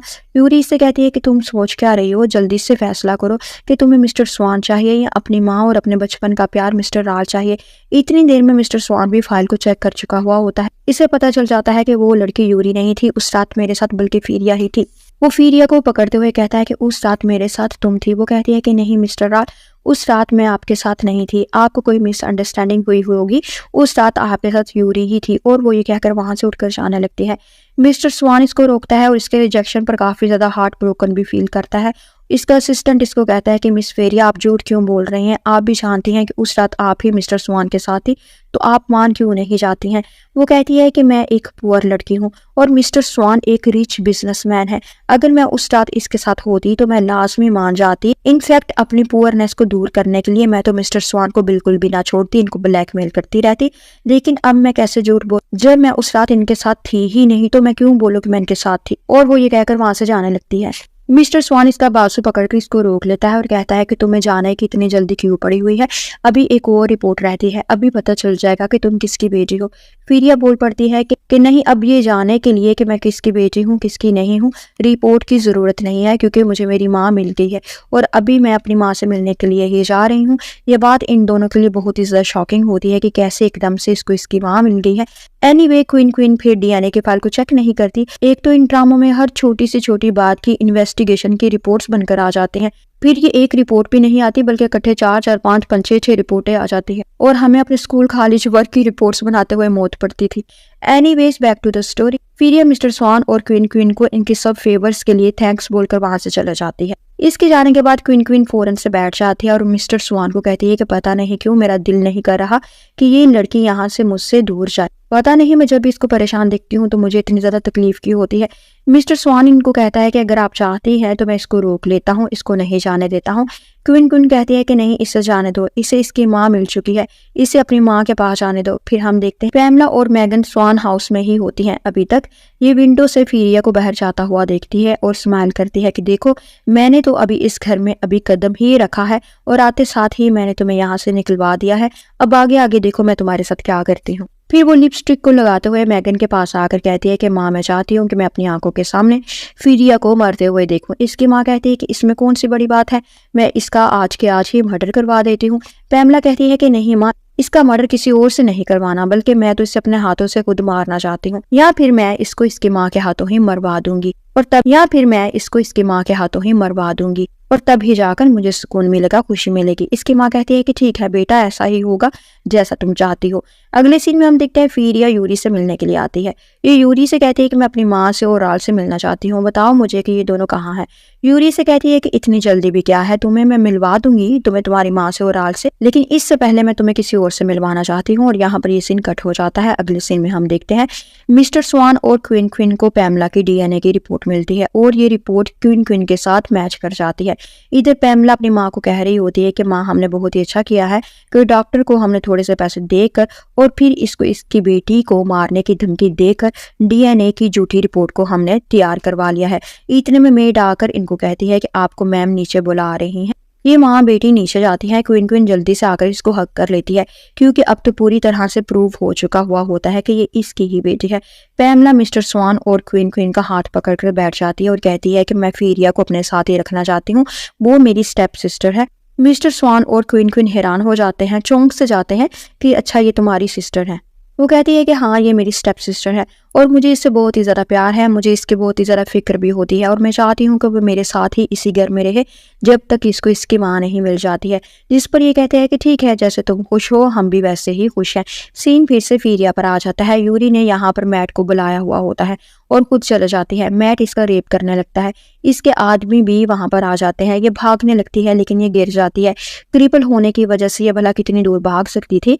मैट तो इसके साथ काफी ज्यादा जुल्म करने लगता है। इतने में वहां पर मिस्टर मिस्टर स्वान आ जाता है और फीरिया को रेस्क्यू करता है। मैट की अच्छी खासी पिटाई होती है तो वो मिस्टर स्वान को बता देता है कि मुझे क्यों मारे हो, मैं तो बेगुनाह हूँ, इनोसेंट हूँ, मैंने ऐसा सिर्फ यूरी के कहने पर किया है, यूरी ने इसे मेरे आगे सेल किया है। ये बात सुनकर मिस्टर स्वान को यूरी पर तप चढ़ जाती है, गुस्सा आ जाता है। फिर वो इसको कहता है कि मैंने सुना है तुम्हें वर्जन लड़कियां बहुत ही ज्यादा अच्छी लगती हैं, तो ठीक है, अब मैं तुम्हें किसी वर्जन लड़की के काबिल नहीं छोड़ूंगा।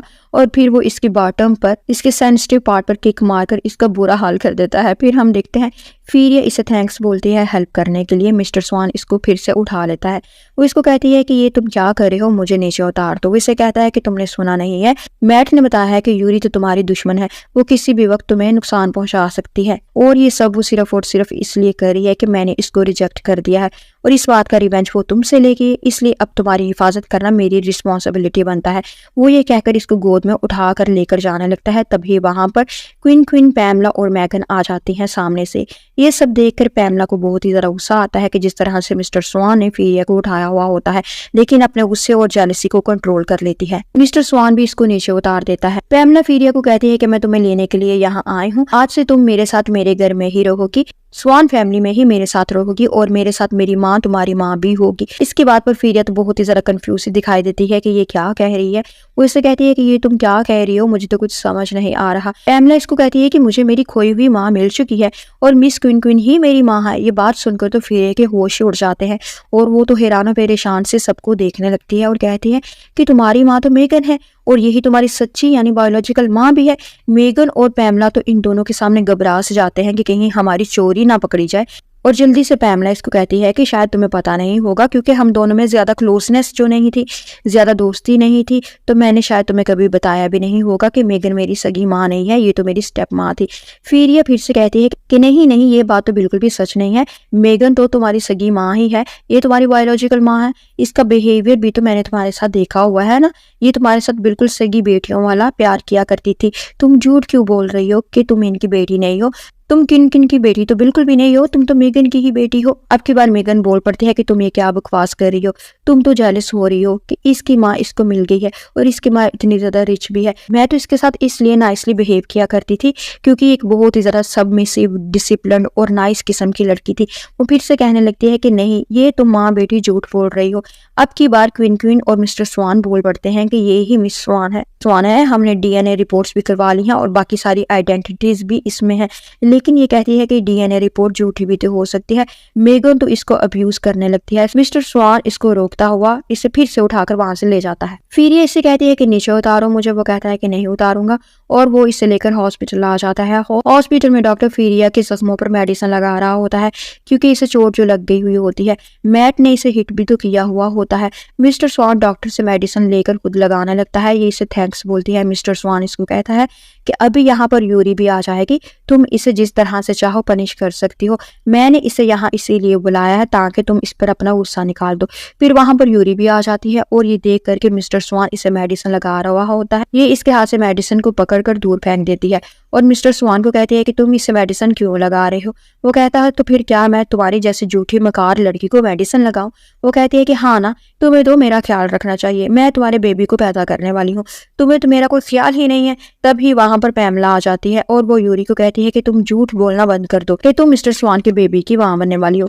उस रात तुम मिस्टर स्वान के साथ थी ही नहीं, झूठ क्यों बोल रही हो। और फिर वो सबूत के तौर पर मिस्टर मैट की वीडियो मिस्टर स्वान को दिखाती है, जिस पर मिस्टर मैट कह रहा होता है कि जिस रात मिस्टर स्वान होटल में आया था उस रात तो miss Yuri out of city गई हुई थी और मिस्टर स्वान तो किसी और ही लड़की के साथ इंटीमेट हो रहा था और मैंने फीरिया के साथ सेक्स किया था, जिसके मुझसे पैसे यूरी ने लिए भी थे और फीरिया को मेरे आगे सेल भी किया था। मिस्टर स्वान के आदमी यूरी को पकड़ लेते हैं और फीरिया को पता चल जाता है कि उस रात मेरा रेप किसी और ने नहीं बल्कि मिस्टर मैक ने ही किया था। ये तो अंधेरे की वजह से अपने रेपिस्ट का चेहरा भी नहीं देख पाई थी और पैमला दिल में सोच रही होती है कि मैंने कैसे मिस्टर मैट से सच झूठ बुलवा कर एक तीर से दो शिकार कर दिया है। मैंने यूरी को भी एक्सपोज कर दिया है और मैंने फीरिया को भी ऐसा एहसास दिला दिया है कि तुम्हारा रेप तो मिस्टर मैट ने ही किया था। इसको तो मैंने ये पता लगने ही नहीं दिया कि उस रात इसके साथ कोई और नहीं बल्कि मिस्टर स्वान था। शायद ये मिसेस स्वान बनने का ख्वाब देख रही होगी और मैंने इसका ख्वाब चिकना शुरू कर दिया है। ये बात सोचते हुए वो दिल ही दिल में मुस्कुरा रही होती है। यूरी इसको कहती है कि झूठी तो तुम खुद भी हो, तुम स्वान फैमिली की झूठी फेक डॉटर बनी फिरती हो। तुमने जो झूठे झूठे एविडेंसेस इनको दिखा रखे हैं ना, तुमसे बड़ा झूठा और कौन हो सकता है। मिस्टर स्वान यूरी को कहता है कि बकवास बंद रखो, तुम तो हो ही झूठी, दूसरों को एक्यूज करना ही तो तुम्हारा काम है। वो कहती है कि मिस्टर स्वान मुझे 1 बिलियन रुपए दे दो तो मैं तुम्हें बता दूंगी कि तुम्हारी फैमिली की लड़की कौन है। पैमला इसे थप्पड़ मारती है और कहती है कि अब तुम मिस्टर स्वान को ब्लैकमेल करना चाहती हो। फिर मिस्टर स्वान के आदमी इसे लेकर वहां से चले जाते हैं। फिर इसके जाने के बाद पैमला अपना नया वार करने के लिए तैयार हो जाती है। वो फीरिया से कहती है कि मेरे साथ मेरे घर चलो, मैं तुम्हारा ख्याल रखना चाहती हूँ, और जब तुम्हें तुम्हारी माँ मिल जाएगी तो तब तुम वहां से चले जाना। मिस्टर स्वान भी इसको रिक्वेस्ट करता है। पहले तो वो नहीं मानती, लेकिन फिर इसको ये बात मानना ही पड़ती है, क्योंकि वो दिल में सोचती है कि पैमला, मैं तुम्हें एक्सपोज कर देना चाहती हूँ और मैं इनको बता देना चाहती हूँ कि तुम इनकी बेटी नहीं हो, और अगर इस मकसद के लिए मुझे तुम्हारे साथ स्वान फैमिली के घर भी जाना पड़ेगा तो कोई बात नहीं, मैं जाने के लिए तैयार हूँ। और वो जाने के लिए मान जाती है। फिर हम देखते हैं फीरिया के लिए पैमला ने एक ड्रेस बेचा हुआ होता है। ये इस ड्रेस को देखकर बहुत ही ज्यादा खुश हो जाती है और ड्रेस को पहन भी लेती है और खुशी खुशी ड्रेस पहनकर नीचे आती है। तो मिस्टर स्वान तो इसे इस ड्रेस में देखकर हैरान हो जाता है। वो इसे जल्दी से आकर पकड़ लेता है और कहता है कि तुमने ये ड्रेस क्यों पहना है। वो इससे कहती है कि ये ड्रेस तो मुझे पैमला ने दिया था। क्वीन भी वहां पर आ जाती है और ये तो फीरिया को काफी ज्यादा ह्यूमिलेट भी करने लगती है और कहती है कि ये ड्रेस तो सिर्फ और सिर्फ पैमला के लिए ही था और तुमने ये ड्रेस कैसे पहन लिया है, क्या तुमने चोरी किया है। वो कहती है कि मेरी बात का यकीन करें, पैमला ने खुद ही मुझे ये ड्रेस भेजा था कि मैं इसको पहन सकूं। पैमला कहती है कि हाँ माँ, कोई बात नहीं है, आप इस पर गुस्सा क्यों हो रही हैं, ये मेरी सौतेली बहन ही सही, लेकिन मैं तो इससे बहुत ही ज्यादा प्यार करती हूँ ना, और इसने मुझे बोला था कि इसको ये ड्रेस बहुत ही ज्यादा पसंद है, इसलिए मैंने इसको ये ड्रेस दे दिया। फिर ये जल्दी से बोल उठती है कि झूठ ना बोलो, मैंने तुम्हें कब बोला था कि मुझे ये ड्रेस पसंद है, मुझे अच्छा लगा है, मैंने तो इस ड्रेस को देखा ही पहली दफा है। क्वीन अपने सर्वेंट को कहती है कि इसके कपड़े फाड़ डालो और खुद वहां से चले जाती है। पैमला जाते हुए इसे बड़े टीजिंग नजरों से देख रही होती है और इधर सर्वेंट इसके साथ मिसबिहेव करने लगती है। ये गिर जाती है। मिस्टर स्वान इनको रोकता है। ये मिस्टर स्वान की तरफ अपना हाथ बढ़ाती है। वो भी जल्दी से इसका हाथ पकड़ कर इसको उठा लेता है। इसके दिल में फीरिया के लिए बहुत ही ज्यादा हमदर्दी महसूस हो रही होती है, लेकिन ये अपने इमोशंस को एकदम से कंट्रोल करते हुए कहता है कि आज जो हुआ है वो तुम दोबारा कभी ना करना। जो चीज़ पैमला की है ना, तुम इसको टच करने का हक बिल्कुल भी नहीं रखती हो। वो इसे भी एक्सप्लेन करने लगती है कि मैंने ऐसा बिल्कुल भी नहीं किया है, एटलीस्ट तुम ही मेरी बात का यकीन करो। लेकिन वो इसको कहता है कि तुम स्टबर्न ना बनो, जिद्दी ना बनो, जो काम तुमने किया है इसकी रिस्पॉन्सिबिलिटी लेना तुम्हारा काम बनता है। और फिर वो इसको इसकी स्टिक पकड़ाकर वहां से चला जाता है। ये गुस्से से स्टिक को नीचे फेंक देती है। अगले सीन में हम देखते हैं ये रात के टाइम बाहर बैठी हुई रो रही होती है, तभी वहां पर रैंक डॉल आ जाता है। ये इसको देखकर रिकग्नाइज कर लेती है कि ये तो वही बच्चा है जो मुझे वेजिटेबल स्टॉप पर मिला था। वो इसे कहती है कि तुम यहाँ क्यों आए हो, कैसे आए हो।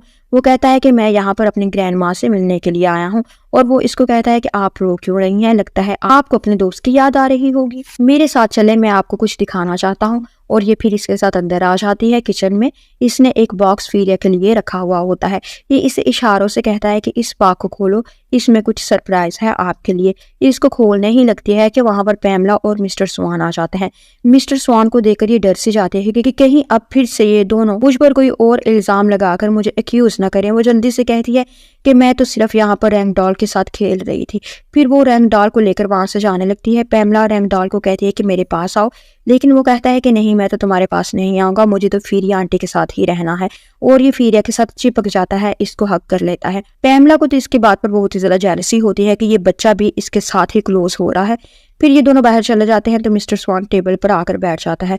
तो वो ही बॉक्स जो रैंक डॉल ने फीरिया के लिए रखा हुआ होता है, जिसमें फीरिया और राल के बचपन की पिक्चर होती है, इसने इसमें एक नोट भी लिखकर रखा हुआ होता है कि आप जिस राल को ढूंढ रही हैं ना, वो मेरे अंकल हैं। ये पढ़कर तो मिस्टर स्वान के होश उड़ जाते हैं कि ये रैंक डॉल ने किसके लिए लिखा होगा, क्योंकि इस नोट पर रैंक डॉल ने फीरिया का नाम तो लिखा ही नहीं होता। तो स्वान को लगता है कि शायद ये नोट रैंक डॉल ने पैमला के लिए लिखा होगा। पैमला भी इस नोट को पढ़ लेती है और जल्दी से बात को बनाते हुए कहती है कि ये नोट तो रैंक डॉल ने मेरे लिए ही लिखा था।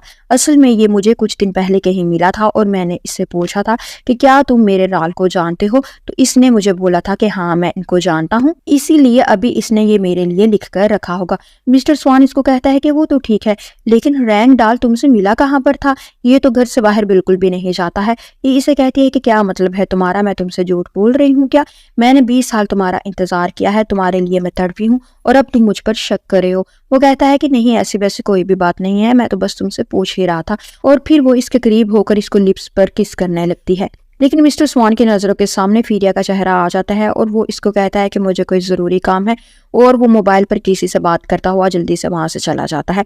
इसके जाने के बाद ये अपने दिल में कहती है कि मुझे लगता है तुम्हें इस क्रीपल फीरिया से शायद मोहब्बत हो गई है, लेकिन मैं इसको नहीं छोड़ूंगी। फिर वो मिस्टर जू को कॉल करती है। मिस्टर जू वही गुंडा होता है जिसने यूरी के कहने पर बीच रास्ते में फीरिया को बुली किया था। ये पैमला का जाने वाला ही होता है, यानी ये अपने सारे इनलीगल टाइप के काम इसी से करवाती रहती है।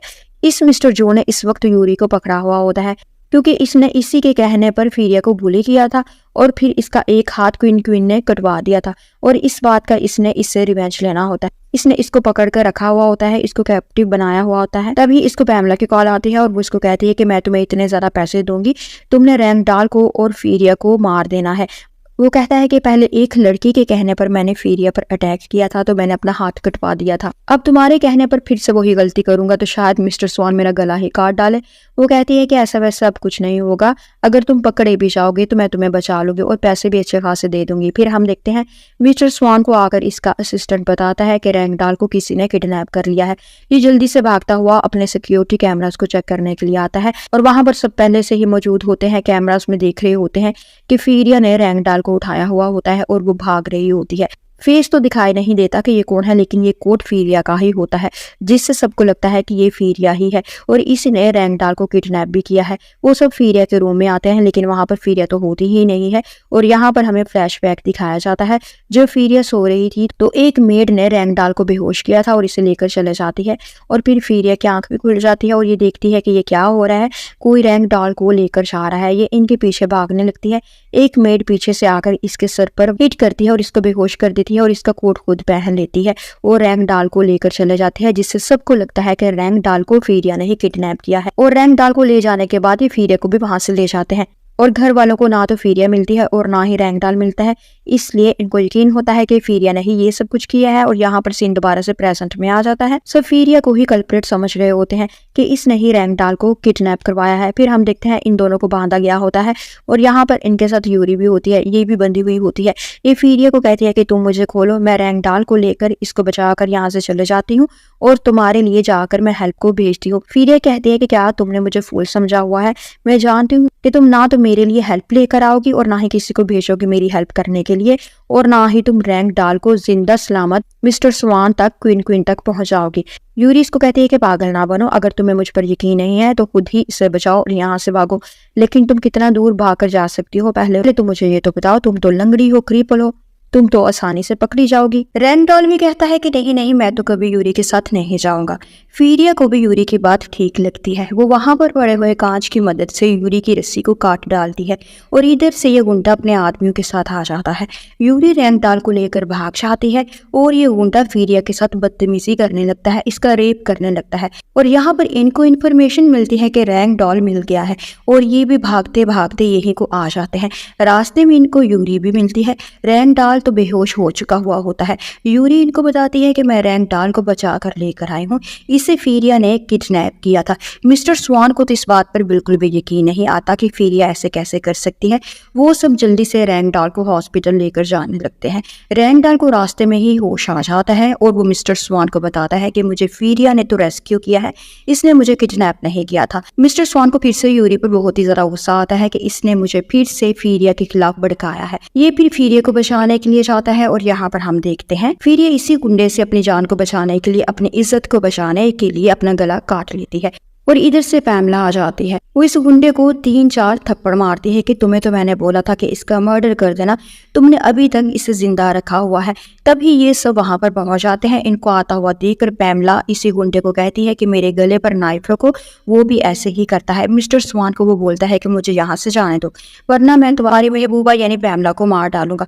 मिस्टर स्वान पैमला को कहता है कि तुम यहाँ कैसे आई हो और क्यों आई हो। वो कहती है कि मिस्टर स्वान, मैं तो फीरिया को बचाने के लिए यहाँ पर आई हूँ। ये गुंडा कहता है कि मिस क्वीन, अगर तुम चाहती हो कि मैं तुम्हारी बेटी यानी पैमला को ना मारूं, तो अभी के अभी अपने हाथों से फीरिया को मारना होगा तुम्हें, और अगर तुमने ऐसा ना किया तो मैं पैमला को जान से मार डालूंगा। और ये गुंडा इसे ऐसा करने के लिए इसलिए बोलता है कि इसको पैमला ने ही ऐसा कहने के लिए बोला हुआ होता है। पैमला ड्रामा करते हुए कहती है कि माँ, आप फीरिया को हर्ट ना करना, इसको ना मारना, ये मेरी स्टेप सिस्टर है, लेकिन ये मुझे अपनी सगी सिस्टर से भी ज्यादा प्यारी है। मुझे मर जाने दे, लेकिन मेरी बहन को कुछ ना करे। क्वीन क्वीन तो कश्मकश में होती है, ये कंफ्यूज होती है कि अब मैं क्या करूं, अपनी बेटी को बचाऊं या फीरिया को मार डालूं। मिस्टर स्वान भी बहुत ही ज़्यादा परेशान हो जाता है कि ये सब क्या हो रहा है। वो क्वीन क्वीन को कहता है कि आप फीरिया को कुछ ना करें, पुलिस अभी आती हुई होगी। इससे फीरिया की बहुत ही ज़्यादा फिक्र हो रही होती है। इधर से गुंडा फिर से मिस क्वीन क्वीन को फोर्स करता है कि तुम देर क्यों कर रही हो, और अगर तुमने अभी के अभी इस चाकू को पकड़कर फीरिया को ना मारा तो मैं फिर पैमला को मारने लगा हूँ। उफ, ये चाइनीज ड्रामे पता नहीं किस किस्म का कल्चर दिखाते हैं।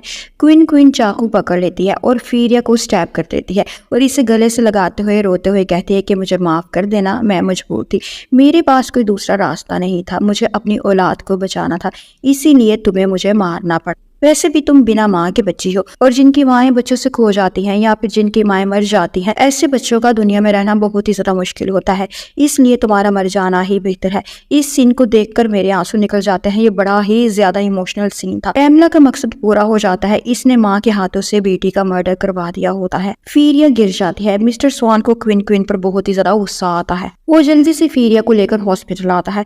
इसका सेक्रेटरी इसको आकर बताता है कि सर, हमें रिपोर्ट मिली है कि उस रात मिस फीरिया ही आपके साथ उस होटल में थी। हमने हर तरह से इन्वेस्टिगेट कर लिया है, पता चला लिया है, और पूरी तरह से कंफर्म हो जाने के बाद ही मैं आपके पास ये रिपोर्ट लेकर आया हूँ कि वो लड़की कोई और नहीं थी बल्कि फीरिया ही थी। और ये भी वो इसको बताता है कि मिस पैमला ने ही रैंगडॉल को किडनैप भी करवाया था। इतने में फीरिया को होश आ जाता है। वो मिस्टर स्वान से कहती है कि मेरी बात का यकीन करो कि पैमला ने ही इस गुंडे के साथ ये सब कुछ करवाया है, इसने ही रैंगडॉल को किडनैप करवाया था ताकि ये सारा इल्जाम मुझ पर डालकर मुझे मर्डर करवा सके। इतने में वहां पर पैमला भी आ जाती है और पहले तो झूठ मूठ नाटक करती है कि sorry, I am very sorry मेरी बहन, मेरी वजह से मेरी माँ ने तुम्हें स्टैब किया है, इस सब की रिस्पॉन्सिबल तो मैं हूँ, मुझे मर जाना चाहिए, मैं अच्छी बहन नहीं हूँ। मिस्टर स्वान इसको कहता है कि पैमला, मुझे पता चला है कि तुमने ही रैंगडॉल को किडनैप करवाया था, ऐसा क्यों किया तुमने। ये बात सुनकर इसके तो पहले होश उड़ जाते हैं, लेकिन जल्दी से कहती है कि मुझे माफ कर दो मिस्टर स्वान, असल में मैं तुमसे 20 सालों से मोहब्बत करती आ रही हूँ, 20 साल मैंने तुम्हारा इंतजार किया है, लेकिन जब मुझे पता चला कि उस रात ये तुम्हारे साथ थी, मुझसे पहले ये तुम्हें मिल गई, तो मुझसे ये बात बर्दाश्त नहीं हुई, और मैंने जो भी किया वो मैंने आउट ऑफ एंगर किया, मैंने गुस्से में किया। वो मिस्टर स्वान से भी माफी मांगती है, फीरिया से भी माफी मांगती है। फीरिया इससे कहती है कि ना तो मैं तुम्हारी माफी को एक्सेप्ट कर सकती हूँ और ना ही मैं तुम्हारी शक्ल दोबारा देखना चाहती हूँ। क्वीन क्वीन फीरिया की तरफ पैसे फेंकती है और ज्वेलरी भी फेंकती है और कहती है कि तुम्हें और भी कुछ चाहिए तो तुम मुझे बता दो, मैं तुम्हें देने को तैयार हूँ, लेकिन मेरी बेटी को माफ कर दो और हमारी जिंदगी से हमेशा के लिए चले जाओ। फीरिया इन सारी चीज़ों को साइड पर फेंक देती है और कहती है कि मेरे पास माँ नहीं है, इसलिए जिसका दिल करता है मुझे वो ह्यूमिलेट करता है। अगर आज मेरी माँ यहाँ पर होती तो वो कभी भी ऐसा ना होने देती, और अगर मेरी माफ़ी पैमला को चाहिए तो ठीक है, मैं माफ़ कर दूंगी, अगर तुम लोग मुझे मेरी माँ ढूंढने में हेल्प करोगे। मिस्टर स्वान कहता है कि ठीक है, तुम जो बोलोगी, जैसा बोलोगी, मैं वैसा ही करता जाऊँगा, मैं तुम्हें तुम्हारी माँ को ढूंढने में हेल्प आउट करूँगा। पैमला और क्वीन क्वीन भी इसको कहती है कि हाँ, हम तुम्हारी माँ को ढूंढने में तुम्हारी हेल्प करेंगे। अगली सीन में हम देखते हैं रैंगडॉल की माँ यानी स्वान की बहना चायना वापस आ जाती है और अपने असिस्टेंट को कहती है कि मैं इस पैमला को नहीं छोड़ूंगी क्योंकि इसने मेरे बेटे को किडनैप करवाने की हिम्मत कैसे की। रैंगडॉल फीरिया की बहुत ही ज्यादा तारीफ करता है कि फीरिया बहुत ही अच्छी है, काइंड है, मेरे साथ बहुत ही ज्यादा प्यार करती है। इसकी माँ इसको कहती है कि ठीक है, अब मैं फीरिया की हेल्प भी करूंगी और यूरी को और पैमला को नहीं छोड़ूंगी। यहाँ पर फिर हम देखते हैं फीरिया डॉक्टर से अपना चेकअप करवा रही होती है। डॉक्टर इसको बताता है कि डोंट वरी मिस फीरिया, आपका बेबी बिल्कुल ठीक है और ये किसी मिरेकल से कम नहीं है कि चाकू लगने के बावजूद आपके बच्चे की जान बच गई है। और ये फिर डॉक्टर से कहती है कि डॉक्टर, इस बात को प्लीज मिस्टर स्वान को आप ना बताइएगा कि मैं प्रेग्नेंट हूँ, मैं मिस्टर स्वान के साथ कोई भी ताल्लुक नहीं रखना चाहती हूँ, इसलिए मैं अपने बच्चे को लेकर यहाँ से कहीं दूर चले जाना चाहती हूँ। डॉक्टर भी प्रॉमिस करता है कि ठीक है, मैं किसी को नहीं बताऊंगा। और यहाँ पर फिर उसी वक्त मैगन आ जाती है। वो डॉक्टर की और फीरिया की बातें सुन चुकी हुई होती है और आकर फीरिया को मारने पीटने लगती है। डॉक्टर बचाने की कोशिश करता है तो ये डॉक्टर के साथ भी हाथापाई करने लगती है, इसको भी मारने लगती है। वो फीरिया को कहती है कि तुम बिना शादी के प्रेग्नेंट कैसे हो सकती हो। फीरिया इसको खुद से दूर करती है और कहती है कि तुम दूर रहो मुझसे, ये मेरी जिंदगी है और अपनी जिंदगी के सब फैसले अब से मैं खुद ही करूंगी। तभी वहां पर क्वीन क्वीन और पैमला आ जाती हैं और यहाँ पर हमें पास्ट का सीन दिखाया जाता है, छोटा सा फ्लैशबैक दिखाया जाता है जहाँ पर पैमला को अपने किसी आदमी से पता चलता है कि फीरिया तो प्रेग्नेंट है और वो जल्दी से क्वीन को बताती है कि माम वो प्रेग्नेंट है। अब मिस्टर स्वान तो इससे शादी करेगा, मुझसे नहीं करेगा। क्वीन इसको कहती है कि ऐसा मैं नहीं होने दूंगी, वो तुमको छोड़कर इससे शादी कभी नहीं कर सकता, मैं इस बच्चे को ही मार डालूंगी जो फीरिया के पेट में है। और सीन फिर से प्रेजेंट में आ जाता है। क्वीन फीरिया की तरफ हाथ बढ़ाती है और कहती है कि मुझ पर ट्रस्ट करो, मैं तुम्हारे साथ कभी भी कुछ बुरा नहीं करूंगी। ये भी इसका हाथ पकड़ ही लेती है। फिर नर्सिस इसको आकर बेहोश कर देती हैं और अबॉर्शन करवाने के लिए लेकर चले जाते हैं। यहाँ पर मिस्टर स्वान को इसका असिस्टेंट इन्फॉर्म करता है कि सर मिस फीरिया किसी प्रॉब्लम में है। स्वान जल्दी से हॉस्पिटल आता है। यहाँ पर फीरिया बेहोश होती है। फीरिया ख्वाब देख रही होती है कि पैमला ने चाकू से इसका बच्चा मार डाला है। ये डर कर उठ जाती है, ये तो सिर्फ एक ड्रीम होता है। ये अपने पेट पर हाथ रखती है। यहाँ पर हमें एक फ्लैशबैक दिखाया जाता है जहाँ पर क्वीन को पता चलता है कि मिस्टर स्वान आ रहा है, तो वो जल्दी से अबॉर्शन का प्रोसीजर रुकवा देती है। सीन फिर से प्रेजेंट में आ जाता है। क्वीन और पैमला फीरिया को देखने के लिए हॉस्पिटल आते हैं और पैमला इसे कहती है कि हमने तुम्हारी माँ को ढूंढ लिया है और तुम्हें बहुत ही जल्द हम एक सरप्राइज भी देंगे। ये तो बहुत ही ज़्यादा एक्साइटेड हो जाती है, हैप्पी हो जाती है और कहती है कि जल्दी से बताओ कि मेरी माँ कौन है। वो इसके कान में आकर कहती है कि ये एक बॉक्स है, इसे तब खोलना जब तुम अकेले होगी, और अगर तुमने अपनी प्रेगनेंसी के बारे में मिस्टर स्वान को बता दिया ना तो फिर भूल जाना कि मैं तुम्हें कभी तुम्हारी माँ के बारे में बताऊंगी या तुम्हारी माँ से तुम्हारी मुलाकात करवाऊंगी। फिर ये सब वहां से चले जाते हैं और मिस्टर स्वान इसको देखने लगता है। इसका सेक्रेटरी आकर इसको बताता है कि सर ये तो प्रेग्नेंट है। और फिर ये तो यहाँ पर अपनी और रॉल के बचपन की पिक को देख रही होती है। ये पिक्चर देखकर इसको यकीन हो जाता है कि वाकई में पैमला को इसकी माँ का पता चल गया होगा। इतने में मिस्टर स्वान गुस्से से अंदर आ जाता है और इसका गला दबाने लगता है। वो कहता है कि तुम्हारी जुर्रत और हिम्मत कैसे हुई कि तुम मुझसे छुपाओ कि तुम मेरे बच्चे की, मेरी बेबी की माँ बनने वाली हो, तुम प्रेग्नेंट हो। वो इसे कहती है मैंने मिस्टर स्वान आपको इसलिए नहीं बताया क्योंकि आप और पैमला एक दूसरे से मोहब्बत करते हैं और मैं हम दोनों के बीच में नहीं आना चाहती हूँ। स्वान अपने सेक्रेटरी को कहता है कि जल्दी से जाकर मेरा ID कार्ड लेकर आओ, मैं अभी के अभी इससे शादी करूंगा। लेकिन ये तो मिस्टर स्वान से शादी से इनकार कर देती है। ये मिस्टर स्वान को कहती है कि मैं आपसे प्यार नहीं करती हूँ और ना ही आपसे शादी करना चाहती हूँ। अगर आपने मेरे साथ जबरदस्ती शादी की तो मैं इस बच्चे को मार डालूंगी। ये बात सुनकर, धमकी सुनकर मिस्टर स्वान इसे जाने देता है। फिर ये देखता है कि इसके हाथ में वही पिक्चर होती है जो इसकी और वीनिया की बचपन की होती है और ये पिक्चर देखकर बहुत ही ज़्यादा परेशान हो जाता है कि ये पिक्चर इसके पास कहाँ से आई। फिर अगले सीन में हम देखते हैं फीरिया पैमला को आकर कहती है कि मैंने मिस्टर स्वान को नहीं बताया अपनी प्रेगनेंसी के बारे में, क्या तुमने बताया है? पैमला इसको कहती है कि मैं क्यों बताऊंगी भला, क्या मैं पागल हूँ? फीरिया से कहती है फिर मुझे नहीं पता कि इसको कैसे पता चला है। एनीवेज तुम मुझे जल्दी से मेरी माँ के बारे में बता दो कि वो कहाँ है।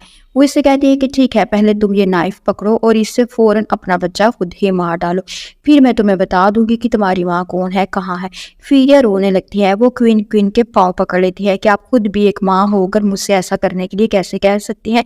क्वीन कहती है कि हाँ मैं एक माँ हूँ, इसीलिए तो मैं अपनी बेटी की खुशी के लिए, अपनी औलाद की खुशी के लिए तुम्हें ऐसा करने के लिए कह रही हूँ क्योंकि मैं एक अच्छी माँ बनना चाहती हूँ। और अगर तुमने पैमला की बात को अभी के अभी ना माना और अपने बच्चे को खत्म ना किया तो पैमला तुम्हें तुम्हारी माँ से कभी नहीं मिलाएगी। ये रोने लग जाती है, बेबस सी होती है, बेचारी लाचार सी होती है। इसका तो उस खोई हुई माँ और लवर के अलावा दुनिया में कोई नहीं होता जो इसकी हेल्प कर सके। और यहाँ पर ये सीन कट हो जाता है।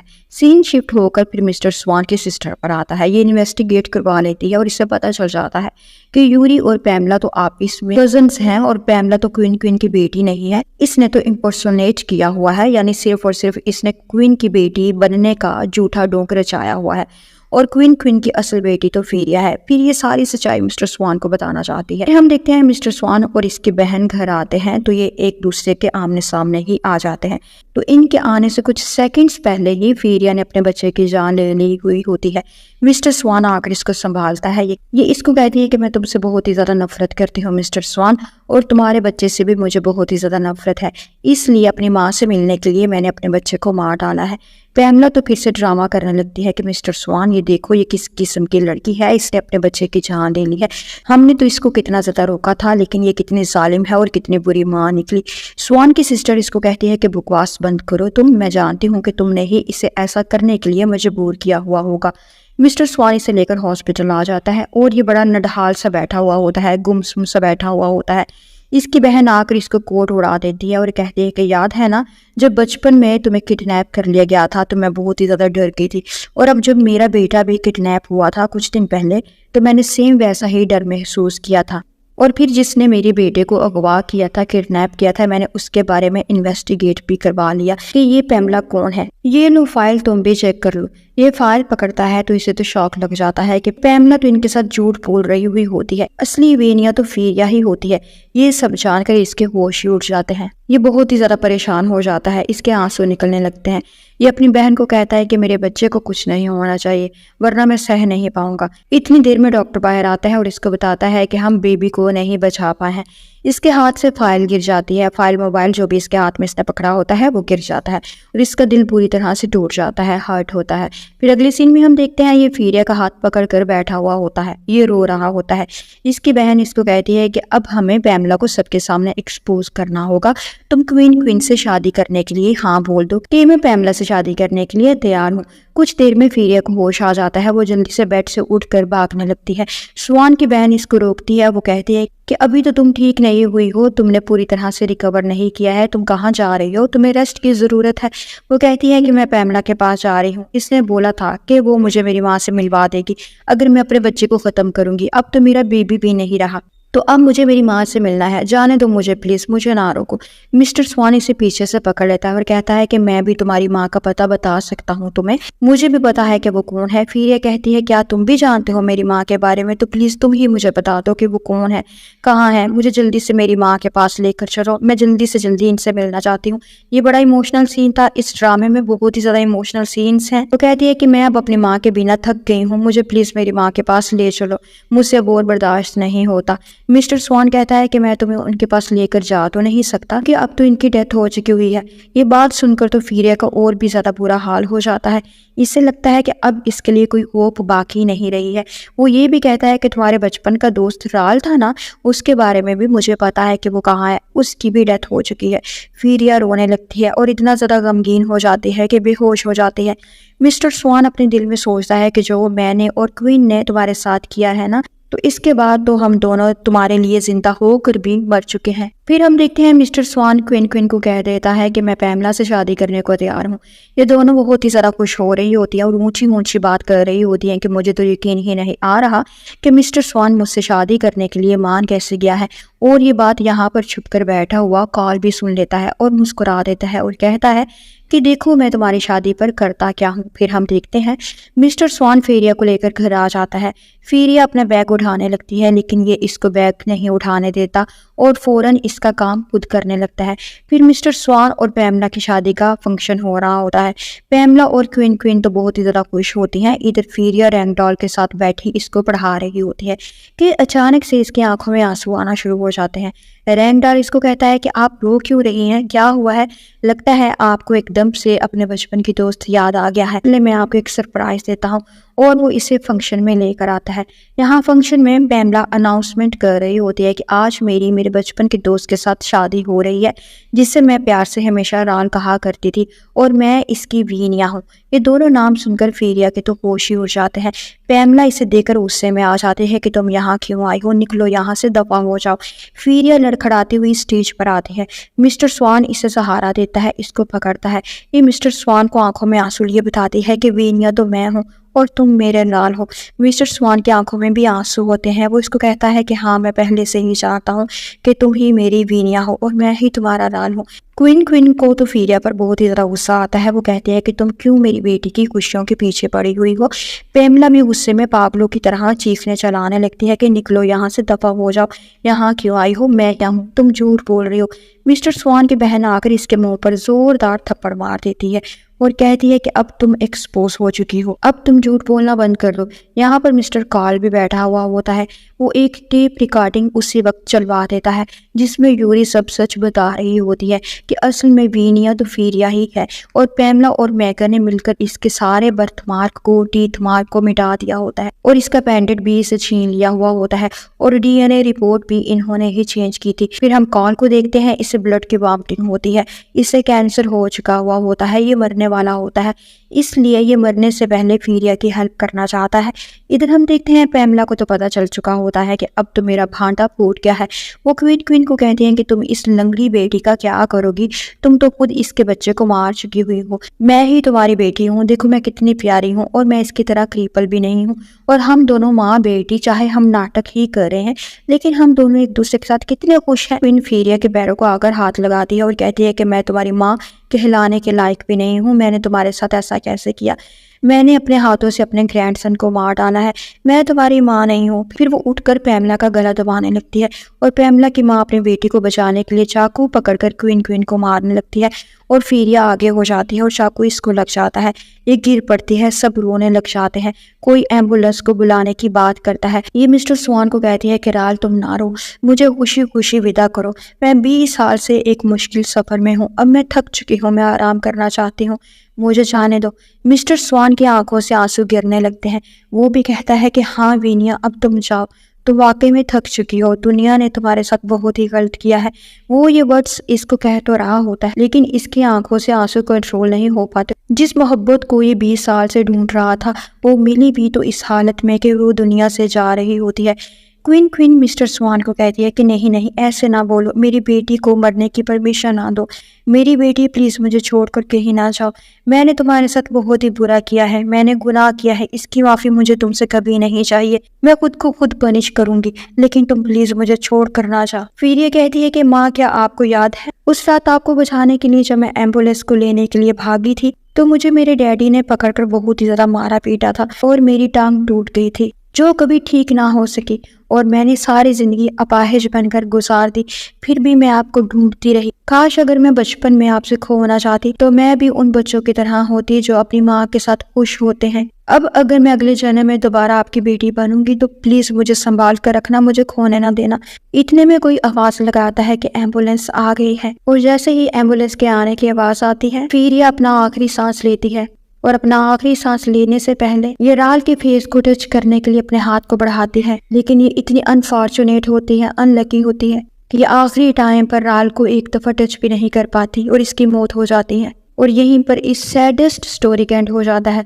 आपको ये स्टोरी कैसी लगी प्लीज मुझे कमेंट बॉक्स में बताइएगा। Thank you so much for watching.